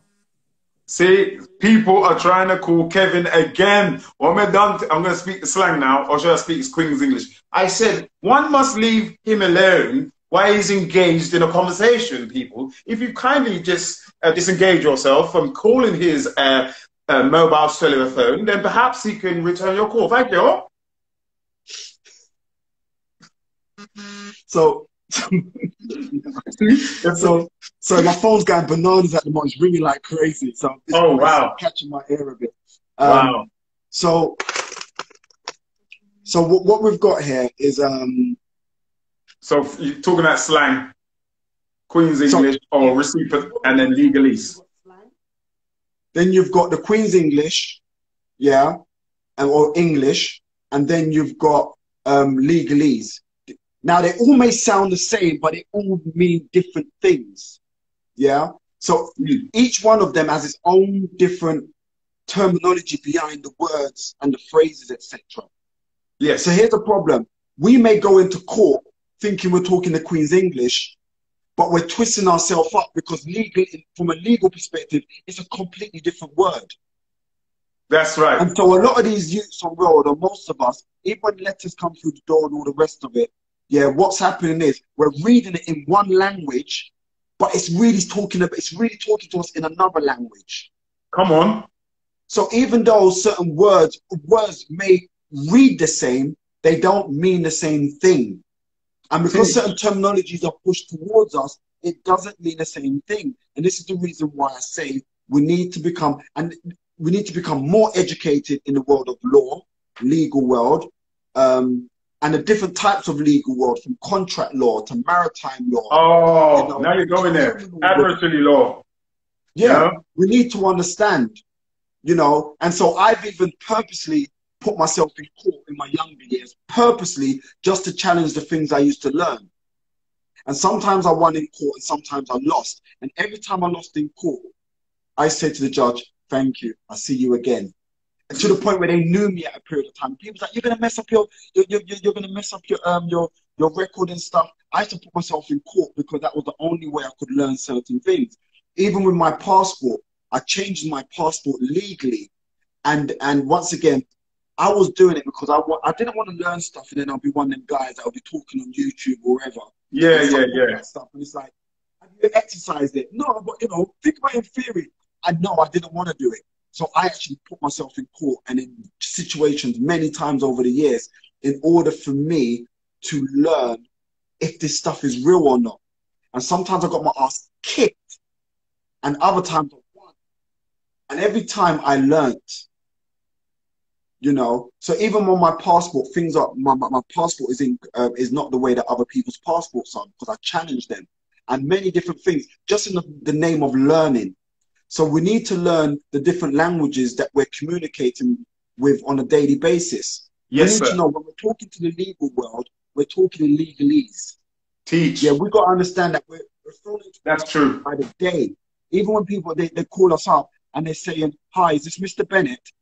As soon as you say yes, you're moving yourself into jurisdiction. You're finished. Yeah, you're a dead man. Yeah, exactly. So we need to understand the difference between status, jurisdiction, adjudication. We need to know these things. If you don't know when you're being adjudicated, you're in trouble. If you don't know when you're being moved into a different status, you're in trouble. If you don't know when someone or an organization or a company is trying to identify what status you're in order for them to move you into a place of adjudication, you're in trouble. So at all times, you've got our youths on the road and all the rest of it are getting their ass kicked in the legal world from police and all the rest of it, because they do not understand the difference between when they're talking slang to when they're contracting within legalese. They don't know. And most of our parents don't know, and they're getting duped by the day by the government. And most of our partners don't know because they're getting duped every day by the government. And this is the reason why. And stressed as well, the amount of debt. This is the reason why the law books are so expensive. They're going to make the most exclusive things and the most expensive things be what they are, because they don't want the average person to buy it. Now, did you know that the average household once upon a time all had a law book? And we were very that's true. Just like we have the Bible and the law book. Very true. Yes. Yeah, we all had a law book in our houses. And over time, I didn't have the law book in my house, but it was the Bible. Yeah. And so that's what happened. Because do you know that the Bible is also a law book? Yes, sir. It's a book of laws, planetary laws and sciences. It's a law book. They're all law books. That's right. You know. That's right. Because that's why you swear on the Bible when you go to court. Oh, they take an oath of office. And the police take an oath of office. A lot of people that, Kevin, what you're saying is so true. And I know a little about this. Very, very little. And I ordered a book on Amazon, and it's called So They Say You've Broken the Law. And it's by someone called The Lioness. I would advise everyone to get that as a starter. It's a brilliant book. I mean, you know more than I, Kevin, on this. But I found it to be very informative because it speaks about language, as you were saying. For example, this has happened to me in real life where the police have stopped me and said, "Oh, yes, can we have your name, please?" And I'm like, and my friend's like, yeah, give them your name. I'm like, you don't have to give them your name. And I respectfully say, do I need to give you my name by law? Am I lawfully obliged to do that? And they're like, well, you don't have to. Well, I don't. Even this week, I was in London Bridge, semi-underground. One of the police approached me and said, oh, you need to put on a mask. I'm like, no, I don't. I wanted to test it out. I wasn't being disrespectful to him. I believe we should be very respectful to police. I don't believe in being, suck your this. No. Knowledge means that we have to move civilized. So anyway, I spoke to the police constable, even constable. We got to start using the word constable again. And I said, by law, do I need to wear this mask? He said, yes. I said, that's not true. Respectfully, I'll say that's not true. It's a government guideline. And he let me go on my way. Because even the police are not trained. And once again, as I say, ignorance of the law is no exception. So when you're ignorant to the law, it's not their job to teach you. And they penalize you based upon. And there's many different laws, not just with police. Do you know that even accountants and stuff, whoever's an accountant would know this, even accountants and that, they've got a law as well. And part of the law is if you don't have a certain level of intelligence, they can't provide a certain level of service. So there's all different laws. So here's why people in America go to prison if they don't do their accounts properly. Well, here's the thing, right? You've got some accountants that can give you some great advice about investments and stuff, but they will not give you it if you're not clued up yourself. Wow. People listen to what Kevin's saying, man. You know what? I'm not even going to take no more of your time, bruv. Any questions to Kevin before we relinquish? Because Kevin, I would love to do a part 3 with you. What you gave, you know when you go to a dinner party, you go to some real stingy people that like give you a little finger food. What kind of food? That's for that. But then you go to mommy yard, auntie yard, granny yard. Big plate, big full service table, you know. Starter, main, and dessert. Bro, you filled up our bellies today, bro. Thank you. You filled up our bellies, man. And I can't let maybe you, next bro, time we should talk about, you need to digest what you said. Maybe next time we should definitely kind of cover more areas about, you know, because we need to go into the world more. We need to talk about global affairs. Yes. We need to talk about the G7 and stuff like that. I'm very passionate about the G7 and the G8. We need to talk about, you know, GDP and so on and so forth. The Brexit. Well. We need to talk about these kind of things, you know, what we can do globally around the world in order for us to bring in major cash injection and stuff like that. So yes. I would like for us to definitely open up the palette of also as well, you know, what we can do globally and also look at if there's 7.5 or 7.8 billion people on this planet, how can we be in a place of servitude to all those people globally in order to bring in not only just satisfaction, but absolute financial wealth? You know, so we need to also look at a number of different things, you know. So is there 300 million people in America, or is it you know, 360 million? There's 40 million people. Nah, let me do that properly, man. So 400 million? Give or take, yeah, or 350. They're always jumping in between those. And then, you know, they're saying there's about 60 to 70 million people in England.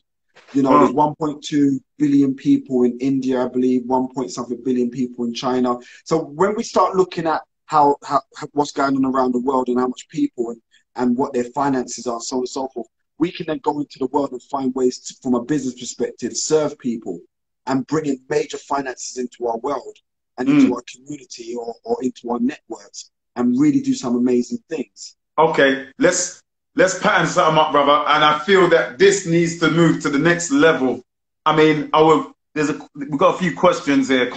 Oh God, wow, jeez, so much is coming up. See, look what you're going to do to the room, Kevin. Listen, man, Kevin, I've asked everyone who would like a part 3, and it's entirely up to you, brother. I have to respect your time, your schedule, your calendar. I feel things like this need a part 3. And in my head, I said it in my head this week. Do you know what? I feel we're going to have a part 3. Brother, I swear, this voice said, Courtney, there's going to be a part 3. There's going to be a part 3. Brother, you've got so much to say. All of that, what you just said, we need to know, because ignorance is no excuse today. These people are not playing, you know, yeah. And the game's up now. The game's up. They're not playing anymore. They're not playing, and we can't be ignorant anymore. We can't afford to just be watching. I work on television, so all respect to TV. We can't afford to be just watching TV all the time unless it's informing us. And big respect to a lot of the directors that are putting messages out there in films and television series. There's a lot, you know, and that's the ones I want to work with. I don't mind a part 4. Whoa, we're going to have to pay the man. But there's so many questions, Bitcoin and, you know, Kevin, I don't want to take your time, too much of your time, brother. You've given us a holy amount of your time, brother. And I don't want to take the mickey. I think we may make a part 10. We're going to have to pay them. So people, if we got on a Zoom, how about if we did a Zoom so we could get everyone interactive? Would people be good for Zoom? I would like to see a show of hands, because I think this needs to go out far and wide. Kevin, you're Black Panther, brother. I said this about you last week. You're Black Panther, you're Wakanda. You're feeding us vibranium, the purple heart, you know, and giving us the vibranium. And we're just dodging bullets, brother. And we're bulletproof now because of all the things that you're saying. And brother, my mind is blown. So everybody, I need you all to follow, like, and subscribe to Kevin Bennett, because Kevin has got his podcast coming up, which I'm going to be watching. And please repeat again your podcast that's coming up, my bro. So it's going to be called Kevin Bennett's Trauma. That's right. And what that means is every time we share things, every time we talk about things as, you know, two people connecting, you're exchanging each other's trauma. So, you know, someone tells you about a challenge in their life or something's happened to them, you're now taking on their energy, and you in return exchange your energy. So this show, podcast, is about helping people that's going through trauma. So I invite people, if they'd like to be a guest on the show. I would love for you guys to be a guest on the show if there's a challenge in your life, etc. We will go through it together. We'll come to a conclusion together. We'll find a solution together. And it's really about helping you, but also helping people that's looking in as well. So just inbox me if you'd like to be on the show. And as I say, it's going to be called Kevin Bennett's Trauma. So just hit me up on my Instagram. I've actually set up a new page, which I haven't even started to be active with it yet. So the new page on Instagram is going to be called, it is actually called Kevin Bennett's Trauma. But if you want to just find me on my personal page at Precise Time. People, don't go yet, because we've got another message. Don't go yet. Carry on, Kevin, sorry. Okay. It's Kevin_Bennett1. And my Kevin _Bennett1, people. Yeah. Follow, like, and subscribe to Kevin Bennett. People, I need you to all, if with Kevin's permission, we've got a part 3.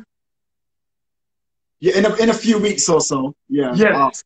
Yeah. So we're gonna have a part 3 soon. So people, when it goes out, I need people to follow, like, and subscribe to Kevin. Follow, like, and subscribe to this, so you know this platform, so you know when we're bringing Kevin back on, so we can continue this. And people, follow, like, subscribe to YouTube, which you're watching right now, YouTube. And listen, I'm speechless, because there's a lot, you know, that there's left to be studied and pondered on. You've left no stone unturned. There's some things we need to get into more, but bruv, there's a lot of stones that you turned over today. Brother, we want to say thank you very much on behalf of Black Cast Speakers Lounge and Black Film Institute. And there's so much more. We could be here all night, brother, but I'm not going to do that to you. I'm not going to do that to you. I know everyone wants to get ready for tomorrow. People, go and watch part 1 on this page. It's on Black Cast Speakers Lounge. Part 1 last week. Go and watch that.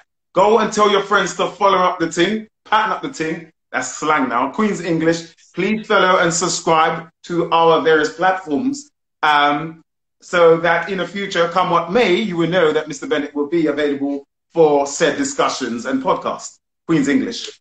I don't know what the legalese is for that. But yeah, bless up everyone that's been on there. Kevin, we want to not leave you, but love you and leave you until next time. And we want people to follow you, subscribe to you. Brother, I am inspired. I'm so inspired by the notes I've taken down. And this is going to be posted up everywhere. Thank you, King. We are going to touch base. People, stay tuned for the next few moments. We've got something I want to share with you. And Kevin, love you, leave you, and love you, yeah? All right, King? I appreciate you. Forever. I really appreciate you. Thank you, bro. Brother, we've got to get into this common law thing next time. Amazing as well, so I really appreciate it. Love, man. Yeah, thank you, bro, man. Thank you very much. Because I know it takes time for you to. I've seen you put the adverts together, and people don't realize what it takes behind the scenes. People just think it just happens. It doesn't happen. It takes energy and focus and direction and team and networks and so on and so forth. And people see, just one last thing as I jump. Go ahead, brother. All yours. Yeah, just one last thing. Here's the thing: you go to a restaurant and you taste some food, right? You're not tasting a moment. You're tasting 20, 30 years of that chef's life. Good days, bad days. You know, him reading cookbooks, him getting it wrong, him being sacked, him losing his job. It's years and years of what you're tasting from one person. So what you're putting together is not just a moment. It's years and years and years of you becoming you in order for this to happen. And so you're the chef that's cooking this all up. You know what I mean? So if people are tasting good food, because you're the one that's serving it, man. You're the one that's making it. Bruv, you know what? I've got to have chefs around, man, as well, but I'm not going to be effing and blinding like Gordon Ramsay does. Come on, mate, get your effing this, that, nah. But, bruv, thank you. No, I received that, man. I received that, my king. Thank you very much, brother. You know, this is what we do every week, and we're going to grow. And I think, definitely, let's do a Zoom. I think it's time now. Let's do it. Yeah, we'll put that together. Thank you, my brother. And in the street slang and in the Queen's English and in legalese, I will leave you with this universal word that we all understand, and that is love. Thank you, brother. Yes? All right. Peace. All right, people. So that was our brother, Kevin, our guest, Kevin Bennett. Wow. People, light it up. Fire sign, everybody. Big round of applause for that. That was just live, wasn't it? People, that was live. That was live. And hope you enjoyed it all. Please follow this page. Follow, like, subscribe. Send me direct messages. We're going to do a phone-in thing as well, you know. I'm going to get a phone to phone in. So you can phone so we can hear your beautiful voices. We're going to do the Zoom. Oh, there's so much things I want to get into. Yeah, the book. Brilliant book called So They Say You've Broken the Law. Challenging Legal Authority. The Lioness. Purchased on Amazon. Brilliant book. I read it in a day. It's only 51 pages. Like, get this. It's so important. Knowledge of yourself. Even the Bible says, my people are destroyed due to a lack of knowledge. We lack knowledge. Excuse, as Kevin Bennett said, ignorance is no excuse. Yeah, order that. That book, trust me. This book teaches you stuff about, look, there's two things. Proof of claim and proof of authority. Proof of claim and proof of authority for someone to even levy something on you. Good episode to watch, Lupin. Good episode to watch, Lupin. Yeah, I watched that, some of that last night. That was brilliant. Awesome. I've worked with the actor on that. Oh my God, French brother. He's awesome. He's a very nice person, in person. Yeah, French actor. He's doing great things. He was in the X-Men as well. It was awesome. So, you know, primarily this is about film, television, but more importantly, it's about uplifting of the human being, the human soul. Please, I hope you all took notes. If you didn't, can go back and you can play this, man. Play it at night, day. Remember those points that Kevin was giving you, man. And you know, we need sponsorship from Nike. We need sponsorship from them, so come true, Nike. So people, yeah, so much to say, man. So follow, like, and subscribe here on YouTube, Black Film Institute, Black Car Speakers Lounge. We'll be back next week. Any questions, please forward it to Kevin. Anything you didn't get a chance to have answered, or any of the questions that you had that was not entertained, our apologies. Please DM Kevin or even forward your questions here at this platform and I'll get it over to Kevin. We're going to have part 3.